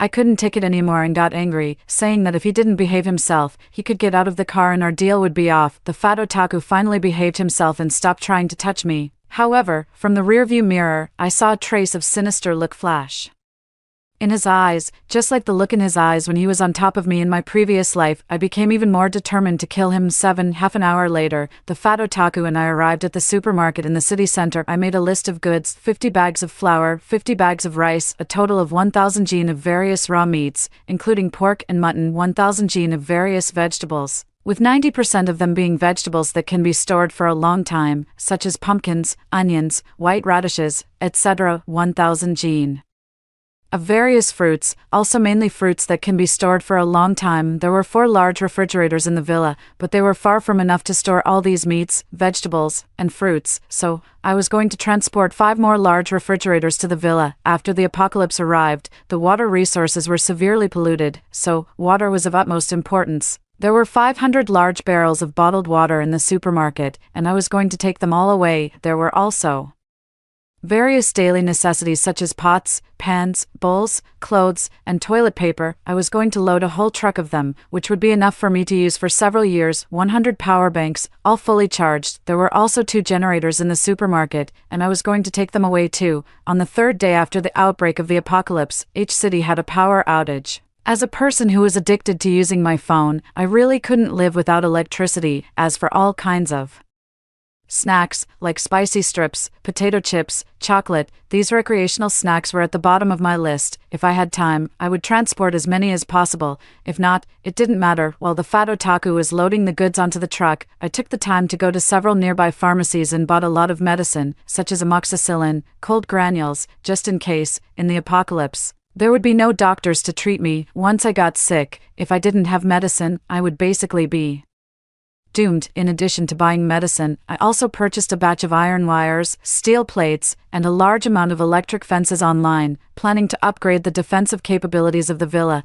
In the apocalypse, we not only had to guard against zombies but also against people. The villa might be able to withstand the attacks of zombies, but it might not be able to stop people. By the time I had finished all my purchases, the fat otaku had filled the first truckload of goods. I drove with him to the villa. On the way, I received a call from Raleigh. On the phone, Raleigh questioned me, "Why aren't you at Nanshan Cemetery? Where are you? Where have you gone?" 8. There was a hint of coldness and anxiety in his questioning tone. In my previous life, I was such a naive and sweet girl. Every time Raleigh spoke to me like this, I foolishly thought he was worried about my safety and would even be moved by myself for 10 minutes. But now I knew that Raleigh was afraid I would run away and that all his efforts of the past 3 years would be in vain.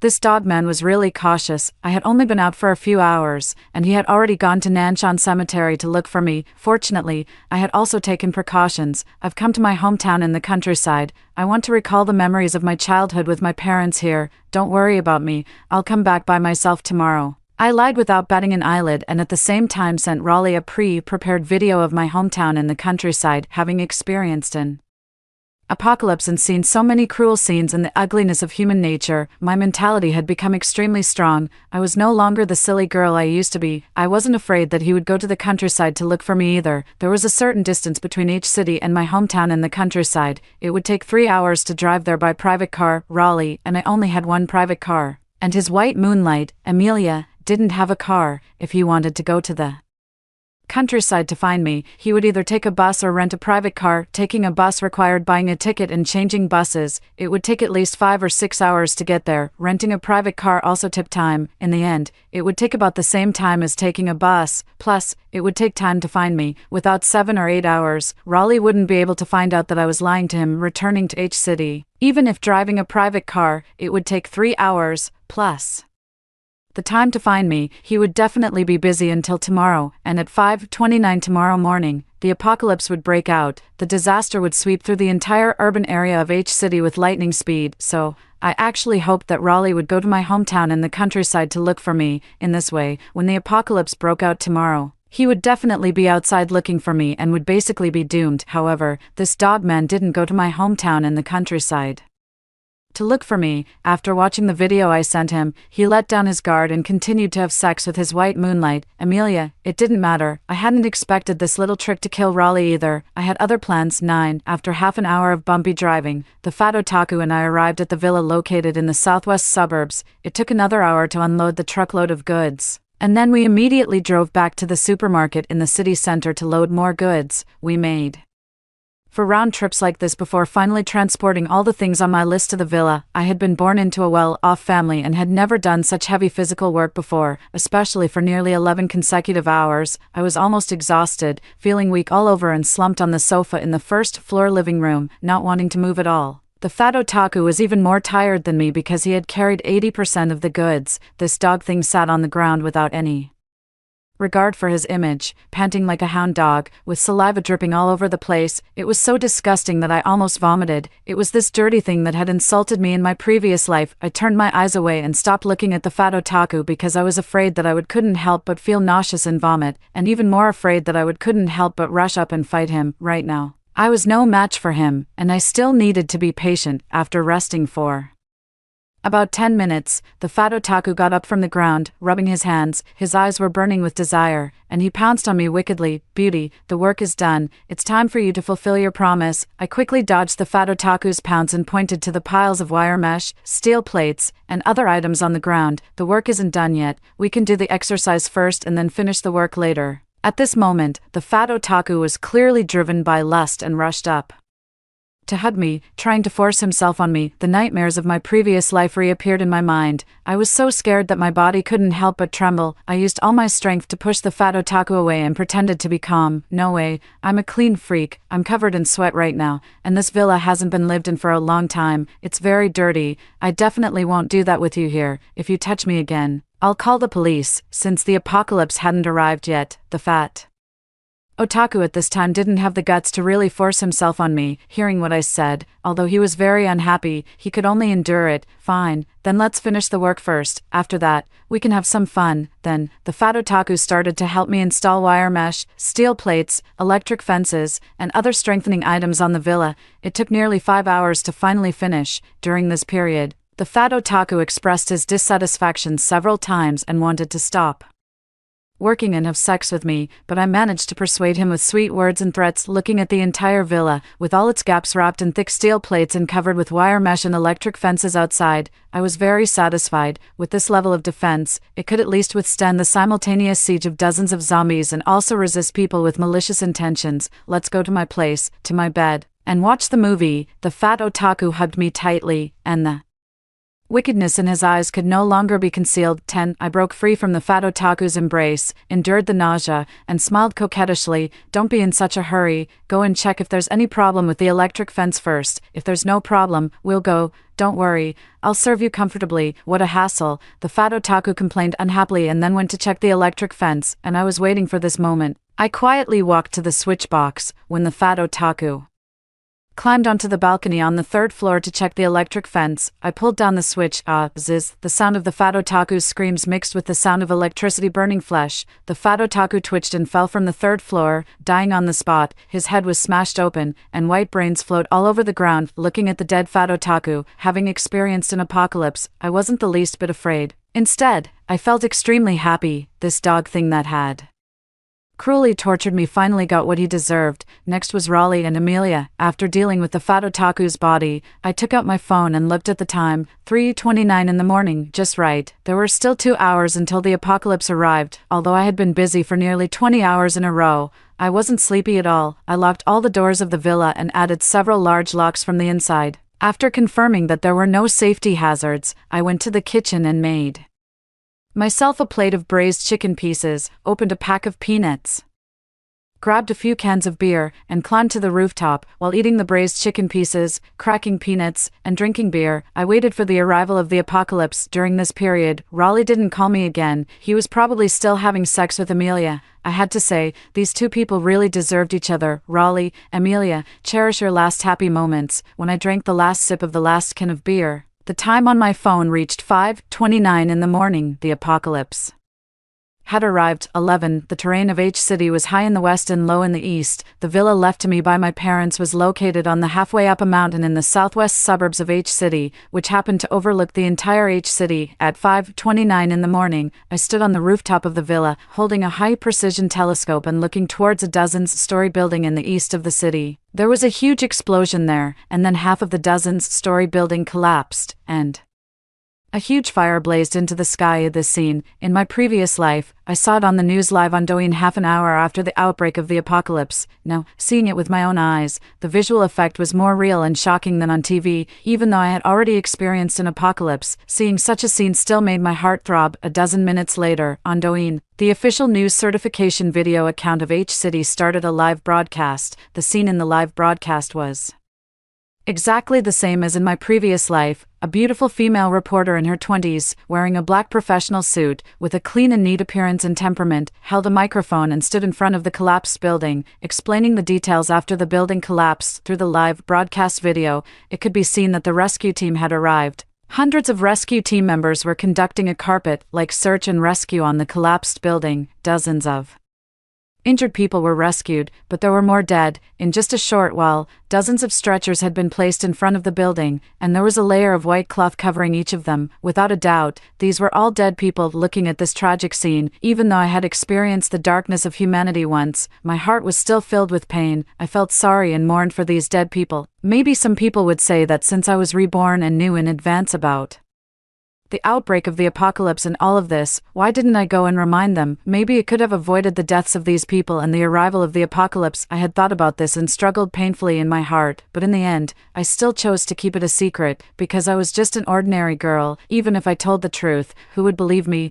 I would probably just be regarded as a fool. Moreover, I didn't know the real cause of the apocalypse. A plane crashing into a building couldn't possibly cause the apocalypse, right? There should be a deeper reason behind it. So, even if someone believed what I said and evacuated in advance, avoiding the deaths of these people, it still couldn't avoid the apocalypse, and the fact that I was reborn would also be exposed. At that time, I was afraid I would be treated as an experimental subject and sliced, so I chose not to say anything. Half an hour later, when the time reached 5:59 in the morning, in the news live broadcast video, the beautiful female reporter was still explaining. Suddenly, behind her, a dead person on a stretcher covered with a white cloth jumped up, knocked her down, and bit her neck. Then, more dead people got up from the stretchers and rushed towards the surrounding crowd. A series of shrill screams rang out. Then, the live broadcast went black, and the apocalypse had truly arrived. And I also opened the phone address book and dialed Raleigh's number. 12. Baby, why are you calling me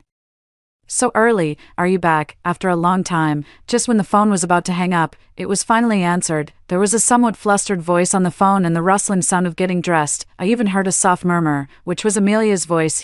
These two scoundrels were really still together. I took a deep breath and tried my best to suppress the anger in my heart. I said calmly, "Not yet, I'm on my way back. I should be able to reach the urban area at around 8 o'clock. The Civil Affairs Bureau opens at 8:30. Let's go there before it opens. But I left my household register at the supermarket yesterday. It's on the table at the front desk of the supermarket. I don't have time to go and get it. Can you go and get it for me?" Sure, I'll go and get it right away." Perhaps because I had always been a naive and sweet girl in front of Raleigh, he didn't have any doubts about my words. He was very excited and even laughed out loud. This kind of happiness was hard to hide, and it came from the bottom of his heart. However, it wasn't because he was happy to register our marriage, but because his conspiracy was about to succeed and he was excited.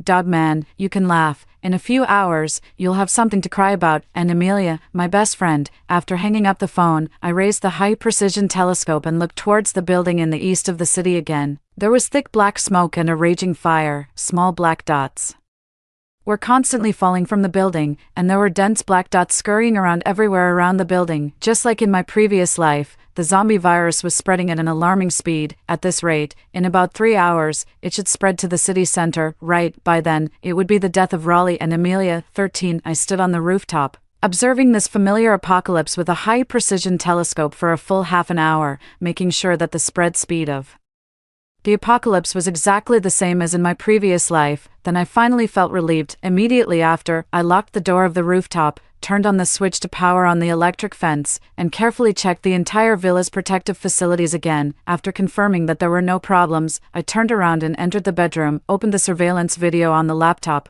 The video clearly showed all the scenes within a 30-meter radius around the supermarket and the entire interior of the supermarket. The surveillance cameras in the supermarket were installed by my parents before they passed away to prevent people from stealing in the supermarket and to observe the surrounding environment of the supermarket. I didn't expect them to be of great use now. About another half an hour later, just when I was almost falling asleep, Raleigh finally appeared at the entrance of the supermarket, but I didn't see Amelia. It seemed that to avoid suspicion and prevent me from discovering their relationship, Amelia didn't come with Raleigh. This made me very disappointed. I could have caught these two scoundrels in one fell swoop. However, without Raleigh's protection, Amelia, who was completely unprepared, was facing the sudden apocalypse alone. She should die soon, right? It just made me very unhappy that I couldn't kill her with my own hands, but there was nothing I could do about it. This kind of change was beyond my control, anyway. As long as the final result was that she died, it could be considered as me getting my revenge.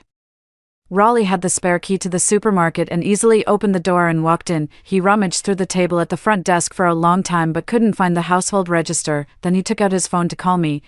Of course he couldn't find the household register. This was part of my long-planned conspiracy. Baby, where are you? Be careful on the way. There's no household register on the table. Did you remember the wrong place? Think again. I pressed the answer button.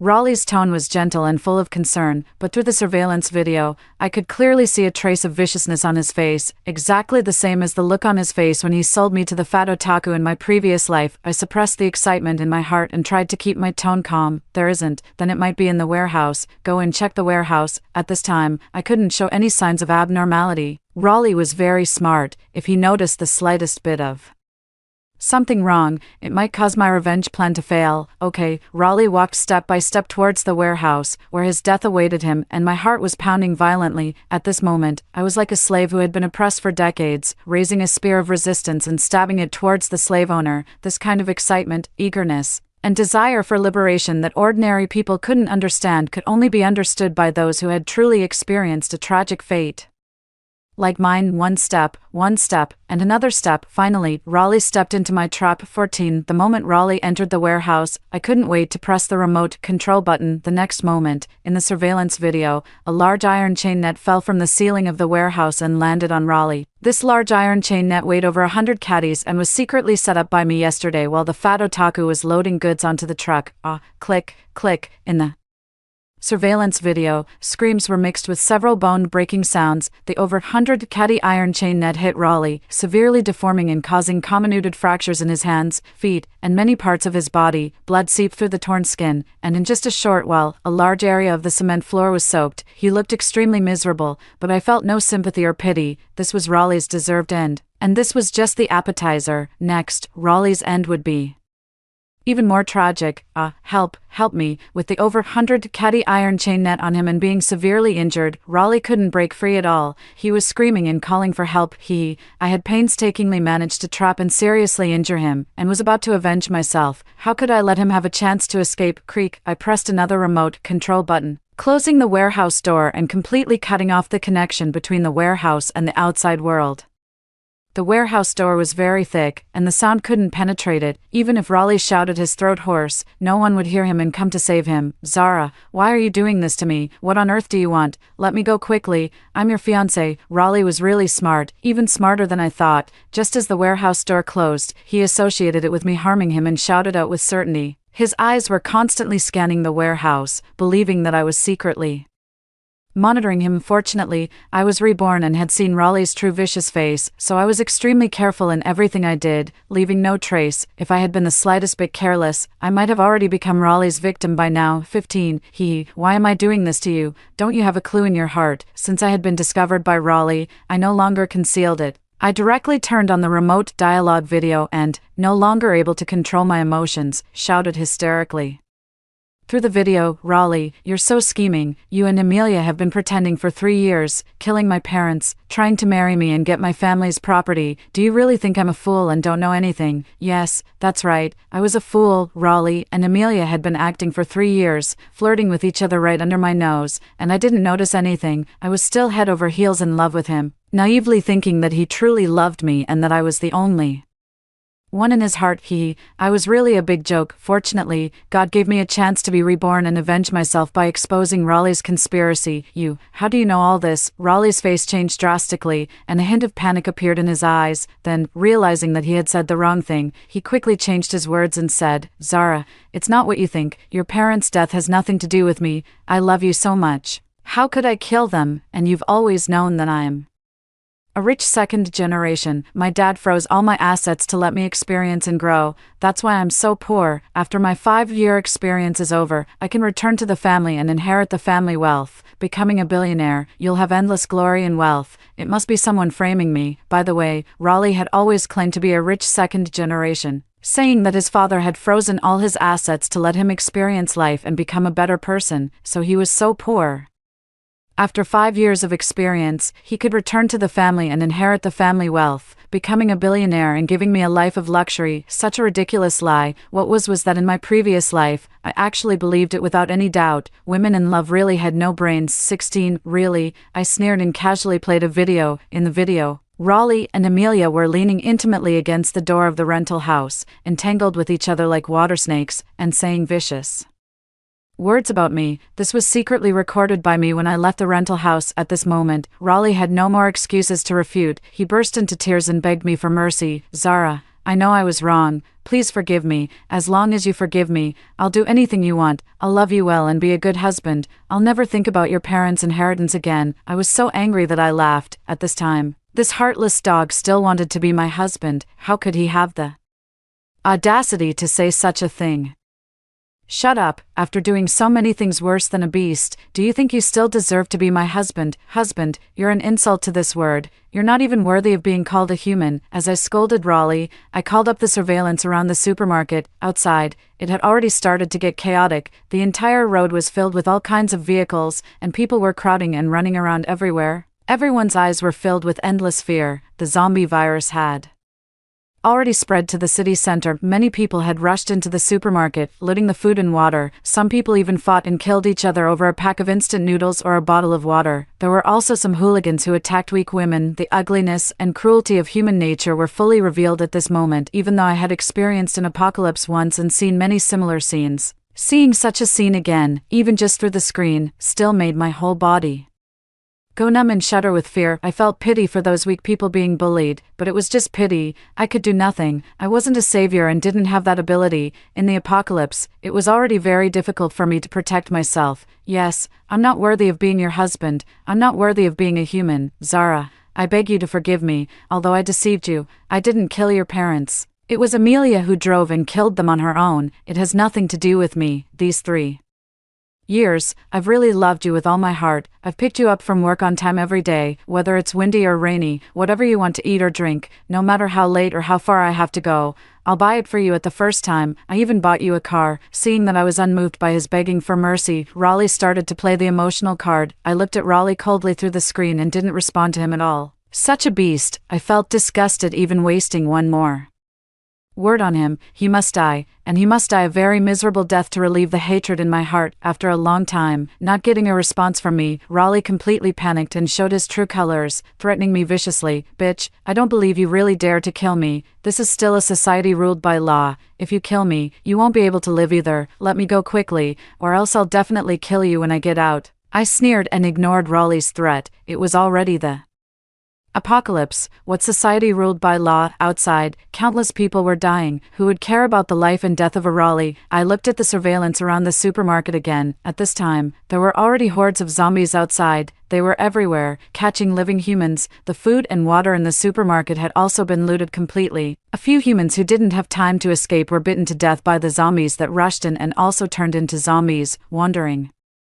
around in the supermarket. I knew the time had come. It was time to send Raleigh to hell. 17, and my hands were shaking with excitement. I had been waiting for this moment for too long. Since I was reborn, I had been waiting for this moment. Now, this moment had finally arrived. I pressed the remote control button, and the warehouse door slowly rose. Help me. Someone is trying to kill me. Save me. As soon as the warehouse door started to rise, Raleigh used all his strength to shout towards the outside. His voice immediately attracted more than a dozen zombies in the supermarket. These zombies let out hoarse roars, with disgusting mucus flowing from their mouths. They all pounced on the warehouse door and started to smash it crazily. What's that outside? Zara, what on earth are you trying to do? Raleigh was really smart and quickly noticed something was wrong. Don't you like watching zombie movies the most? Outside. That's exactly what you like the most. I coldly played the official news, letting Raleigh know about the arrival of the apocalypse and also showing him the tragic situation outside. I wanted him to be devoured by hordes of zombies in endless fear, just like my way of death in my previous life. Close the door, please. Close the door quickly. Knowing the truth, Raleigh's eyes were filled with fear. He begged me frantically, banging his head on the ground, causing it to bleed and become a mess.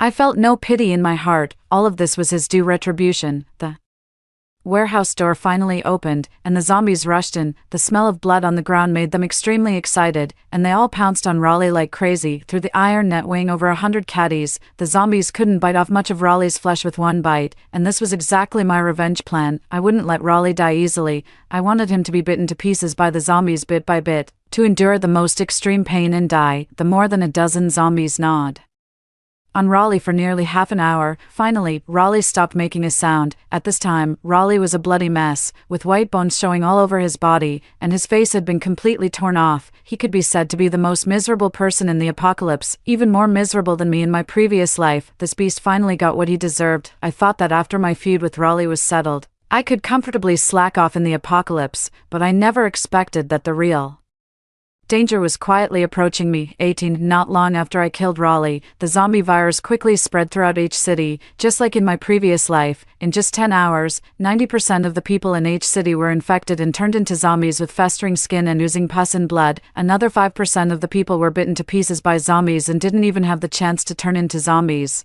Although these people were tragic, I thought it was better than becoming a mindless, stinking walking corpse that only devoured flesh and blood. At least they died quickly, and the zombies had to endure the physical suffering of being eaten by countless maggots and flies for who knows how long. These zombies were originally living people, but now they were in a miserable state, unbearable to look at. Looking at the wandering zombies outside, I thought that if one day I was surrounded by zombies again, I wouldn't give them the chance to turn me into the same kind. I had prepared enough explosives.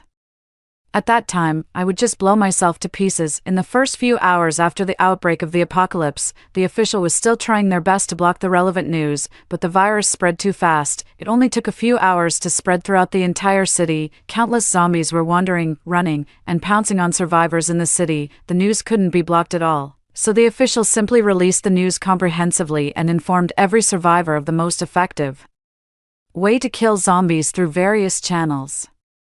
At the same time, they warned survivors to stay at home and never go out. The official said they would quickly solve this crisis. However, could it really be solved quickly? In my previous life, from the outbreak of the apocalypse to my death, the apocalypse lasted for 20 days, with no sign of ending or even alleviating it all. Of course, I also hoped that in this life, because of my rebirth, it could bring some changes to the future and have some good effects, such as the early end of the apocalypse. However, my imagination was too beautiful. The apocalypse was still spreading rapidly as in my previous life, with no sign of stopping. On the third day after the outbreak of the apocalypse, the entire H city had a power outage and the internet was cut off. After that, I never received a single official message again. On the fifth day at 8:29 in the morning, the water supply was cut off. Without food, survivors could still hold on for a few days, but without water, it was really hard to persevere. I stood on the top floor of the villa, holding a high-precision telescope and observing the situation outside through the glass window. Sure enough, in the afternoon of the fifth day, many survivors came out of their shelters, risking their lives to search for food and water everywhere. Without a doubt,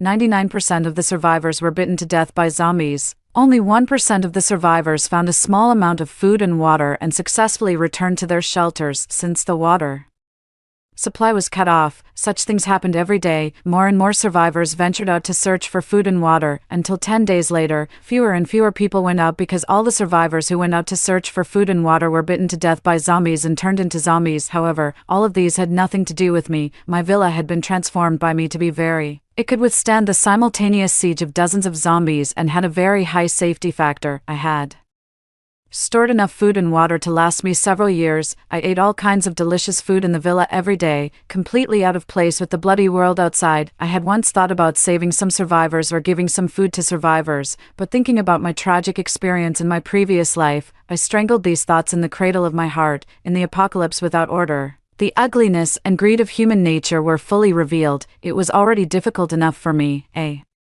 weak woman, to survive. If I rashly saved people and let them discover that I had a large amount of food and water, it might bring disaster to myself. However, even though I gave up such thoughts, I was still targeted by someone. 19. On the 29th day after the outbreak of the apocalypse in the morning, the sky was still covered by thick haze, with no sunlight. The dark and gloomy atmosphere was so oppressive that people could hardly breathe. I was having breakfast as usual, steaming 2 buns, frying an egg, and heating a cup of milk, I sat at the dining table, enjoying the delicious food while watching a movie downloaded before the apocalypse. Creak. At this moment, a strange noise came from the rooftop. My ears immediately perked up, and my heart was filled with panic. My first thought was that zombies had climbed onto the rooftop of my villa. I quickly put on a protective suit at the fastest speed. The protective suit was made by myself with iron sheets, although it was very heavy. Its protective performance was extremely high. Even if I was surrounded by zombies, I wouldn't be harmed for a while. After putting on the protective suit, I picked up an axe and quietly walked towards the rooftop. Through the glass window on the iron door of the rooftop, I saw the scene outside. It wasn't zombies,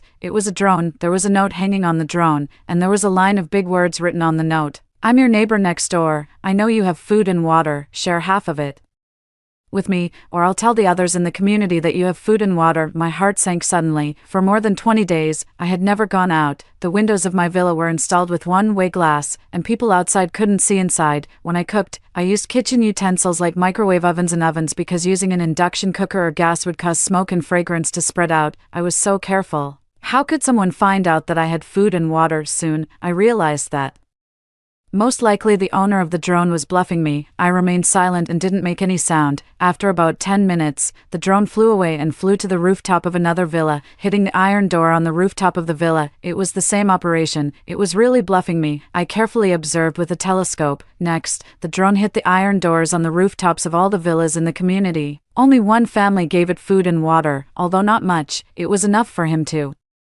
last for 2 days, and this family was not far from my villa, just next to mine. Finally, under my watch, the drone flew back to a villa. This villa was also not far from mine, just behind my villa. I looked through the one-way glass and saw a fierce-looking bald man appear on the rooftop of the villa. He took the drone, food, and water into the villa. Before entering the villa, the bald man looked at the villa that gave him food and water with a vicious expression on his face. There was a greedy look in his narrow eyes. This bald man was probably having some evil thoughts. The people in the next door villa were probably going to be in trouble. 20 night soon fell. The scarlet moon penetrated the thick haze, casting an eerie red light over the entire land. The vicious look in the bald man's eyes lingered in my mind, making me unable to sleep for a long time. I always felt that something terrible was going to happen. Just in case, I turned up the current of the electric fence to the maximum. Usually, to save electricity, I always kept the voltage of the electric fence at the lowest value. At the same time, I monitored the situation outside with a telescope. At 2 o'clock in the morning, just when I was about to fall asleep, the iron door on the rooftop of the villa behind me opened, and the bald man appeared on the rooftop terrace.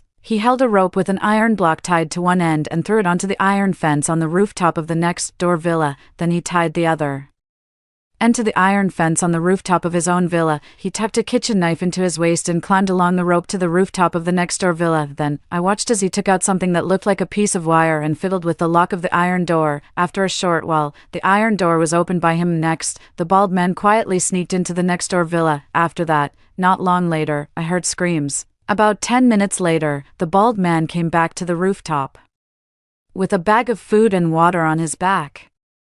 In his hands, he was dragging 2 corpses, one large and one small. They should be a mother and daughter. They were hacked to pieces and looked extremely miserable. I had met this mother and daughter. They were very kind and amiable. The little girl had even given me a lollipop once. They probably never dreamed that their kindness would bring about their own downfall. I was filled with anger in my heart, but there was nothing I could do. I could only watch helplessly as the bald man committed his evil deeds. It seemed that the bald man thought it wasn't satisfying enough to just kill the mother and daughter like this. He was extremely perverted and chopped the 2 of them into pieces and threw them downstairs. Suddenly, more than a dozen zombies were attracted and started to devour the flesh and blood of the mother and daughter. Even though I had experienced an apocalypse once, seeing such a scene made my whole body convulse with fear from the bottom of my heart. This bald man was too perverted. In the apocalypse, he had fully demonstrated the viciousness of human nature. After watching the mother and daughter being completely devoured by the zombies, the bald man was satisfied and climbed back to his own villa with the food and water on his back. I thought the bald man would stop for a few days,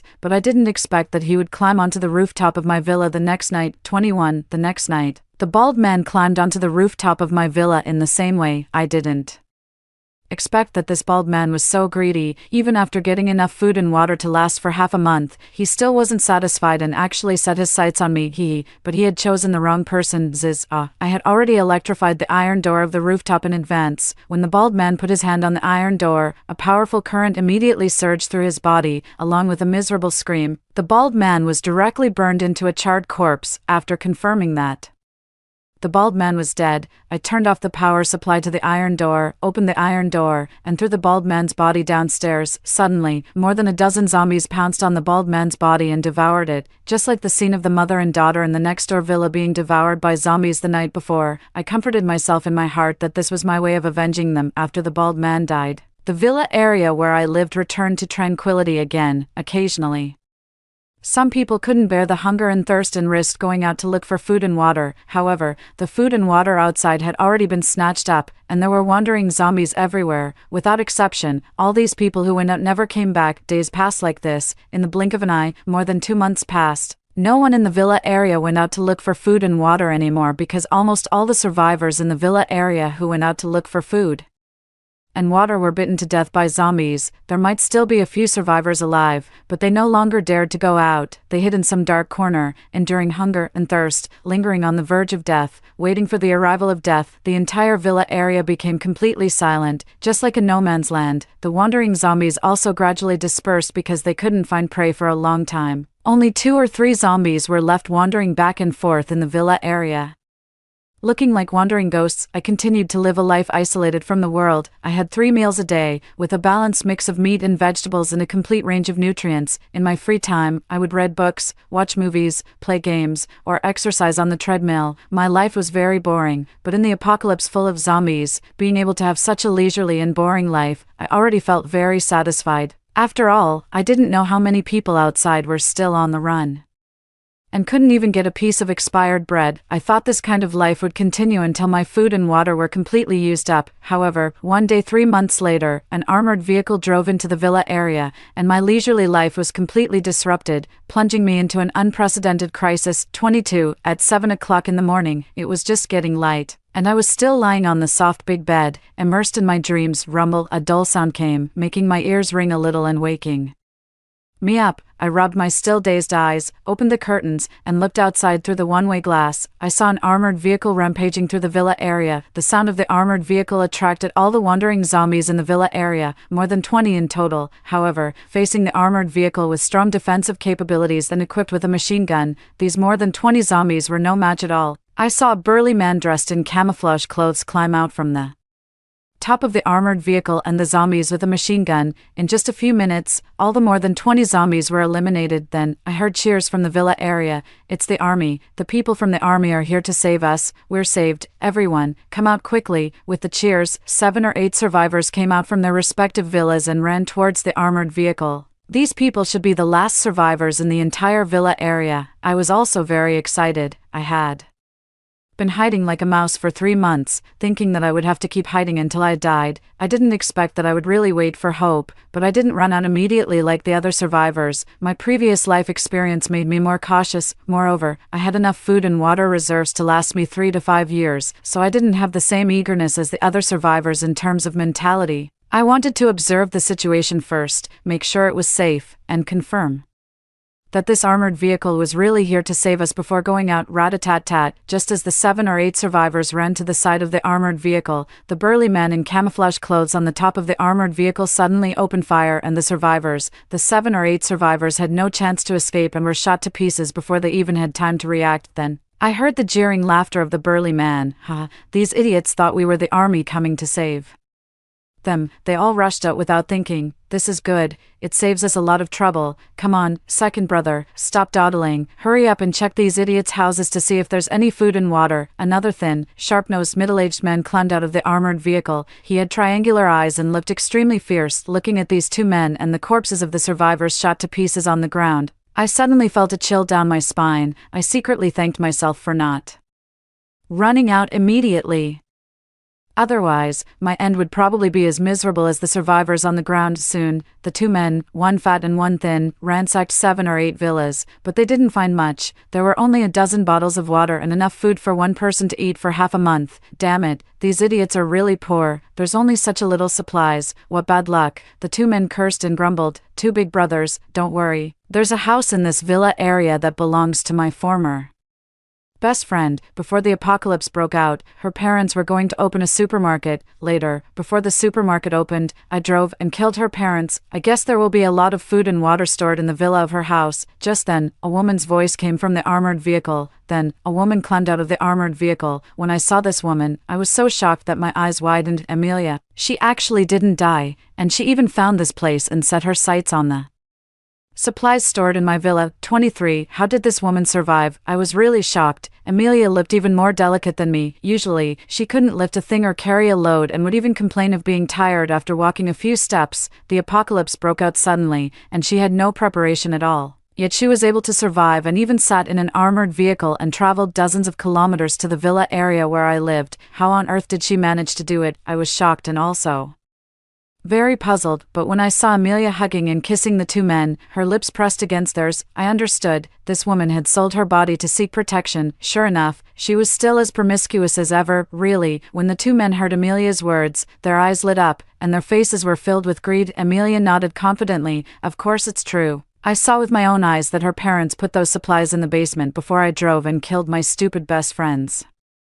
Parents. Then, not long after her parents came out of the villa after putting away the supplies, I ran them over, and my stupid best friend has been in a daze since her parents died and hasn't even gone out the door. She didn't have the heart to care about those supplies at all, so I'm sure those supplies are still in the basement of this villa. Then what are we waiting for? Second brother, hurry up and go in and look for them. The thin, sharp-nosed man couldn't wait and rushed towards my villa. The burly man was also excited and chased after the thin man towards my villa. At this moment, I felt both scared and excited. I was scared because that bitch Amelia actually brought two men to covet the supplies in the basement of my house. Once they found me and broke into the villa, I was probably doomed. I was excited because Amelia didn't die, and I had another chance to kill her with my own hands. I adjusted the current of the electric fence to the maximum threshold. As long as they touched the electric fence I had set up outside the door, they would be instantly electrocuted into a charred state and go to hell. And the electric fence I set up was the same color as an ordinary hemp rope. Most people couldn't find any clues and would think it was an ordinary hemp rope. 1, 2, 3. Watching the two men getting closer and closer to the electric fence, I counted in my heart. But just as the two men were about to touch the electric fence, Amelia caught up and stopped them.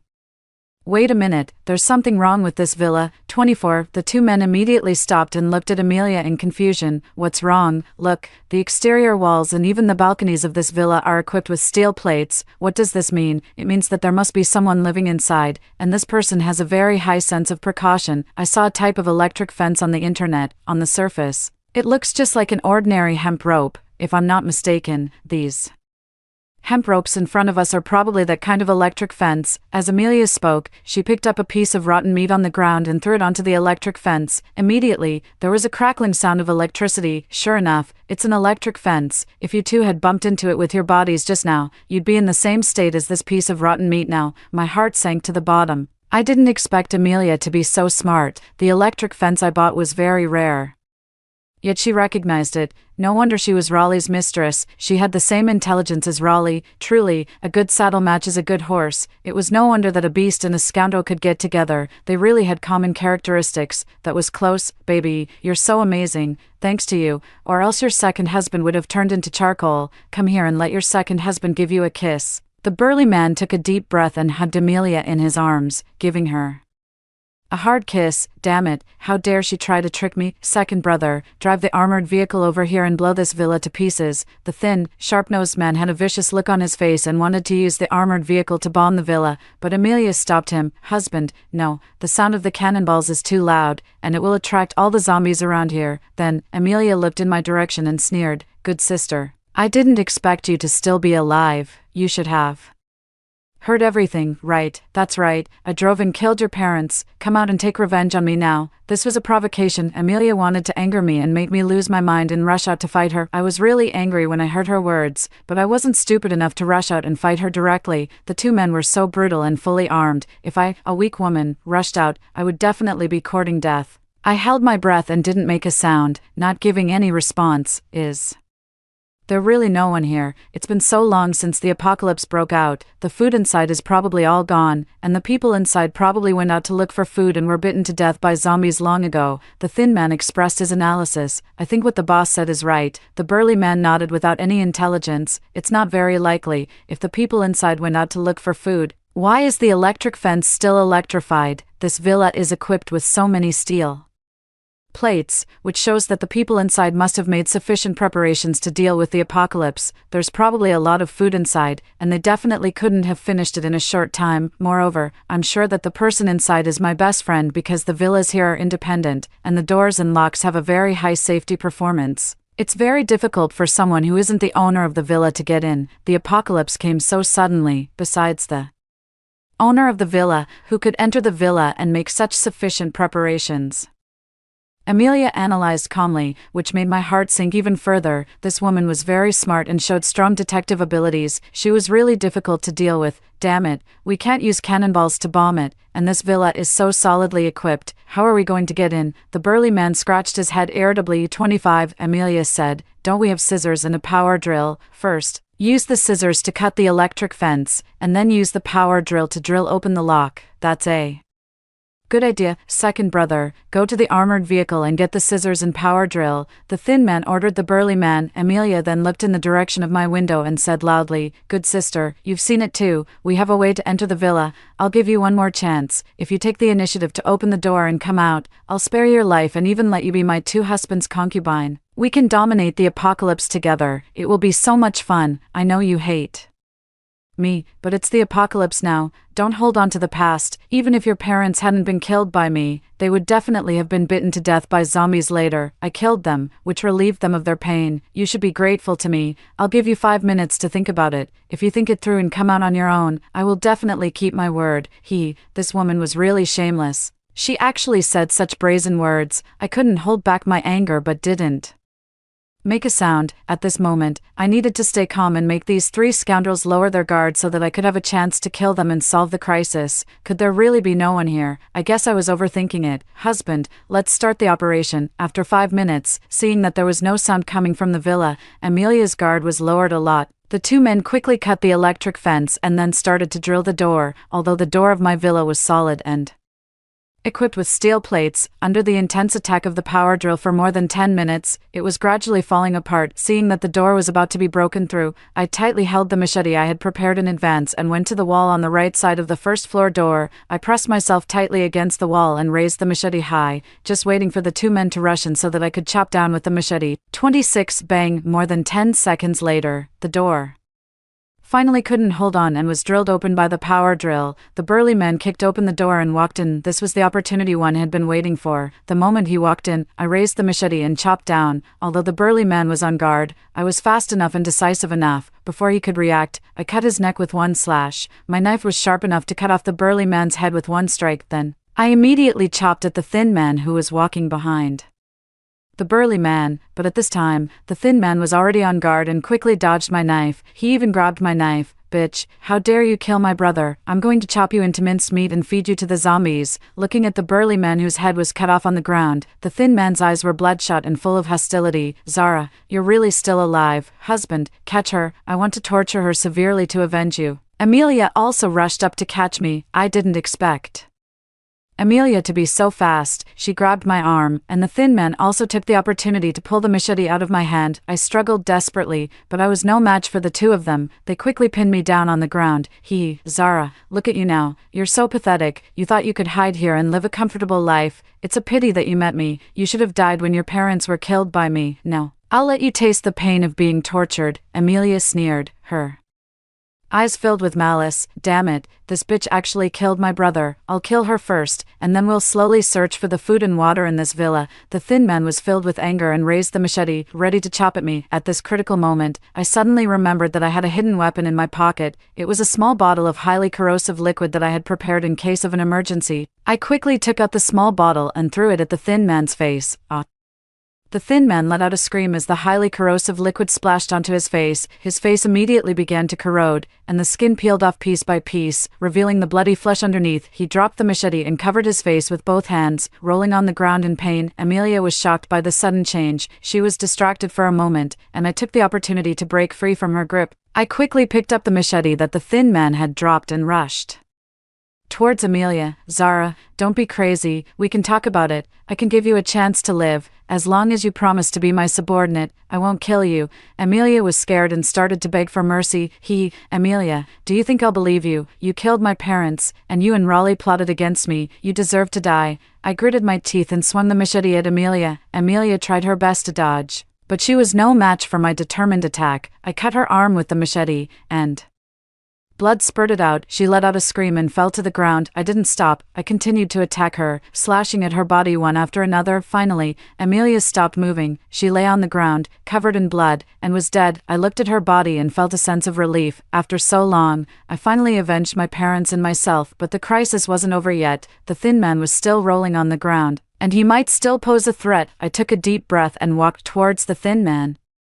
The thin man saw me approaching and tried to get up and fight back, but his face was severely corroded, and he was in so much pain that he couldn't move. I raised the machete and chopped at his neck, ending his life completely. After dealing with the three scoundrels, I was exhausted. I sat on the ground, gasping for breath. I knew that this was just a small episode in the apocalypse. There might be more dangers and challenges waiting for me in the future, but I wasn't afraid anymore. I had the strength and determination to survive in this cruel world. I got up and started to clean up the mess. I dragged the bodies of the three people outside and let the zombies devour them. Then, I repaired the damaged door and electric fence to ensure the safety of the villa. After everything was done, I went back to the villa and made myself a delicious meal. I sat at the dining table and enjoyed the food, looking at the peaceful villa. I felt a sense of satisfaction. I would continue to live in this villa, waiting for the end of the apocalypse, or for new challenges. Time passed day by day. I continued to live a lonely but peaceful life in the villa. I grew some vegetables in the yard, raised some chickens, and gradually became more self-sufficient. One day, while I was watering the vegetables, I heard a strange noise in the distance. I stopped what I was doing and looked in the direction of the noise. I saw a group of people walking towards the villa. They were dressed in rags, and their faces were pale and haggard. I was on guard.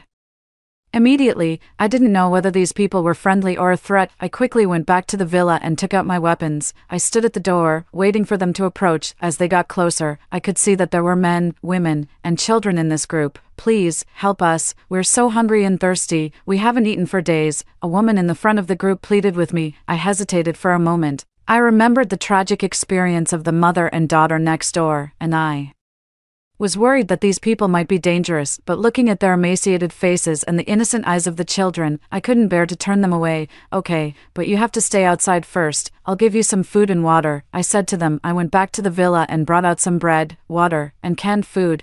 I placed them in front of the group of people. Thank you so much. The people were overjoyed and quickly grabbed the food and water. Gobbling it up, I watched the meat, and my heart softened a little. Where did you come from? How did you get here? I asked the woman who had pleaded with me earlier. We came from a small town not far from here. There were too many zombies there, and we had no choice but to flee. We've been walking for days, and this is the first place we've found with someone living in it. The woman replied. I nodded. I understood their difficulties. Do you have a place to go next? I asked. The woman shook her head. No, we don't know where to go. We're just wandering around, hoping to find a safe place. I thought for a moment. I knew that it was very dangerous for them to continue wandering like this. Okay, you can stay here for a while, but you have to follow my rules. You can't cause any trouble, and you have to help with the work around the villa, I said to them. The people were overjoyed and quickly thanked me. Thank you so much. We will definitely follow your rules. Since then, the group of people stayed In the villa, I divided the work among them, and they helped me with various things around the villa. We lived together, and gradually, I felt a sense of warmth and companionship. I knew that the apocalypse was still going on, and there were still many difficulties and challenges ahead, but with these people by my side, I felt more confident and determined to face the future, and I also hoped that one day, the apocalypse would end, and we could return to a normal life.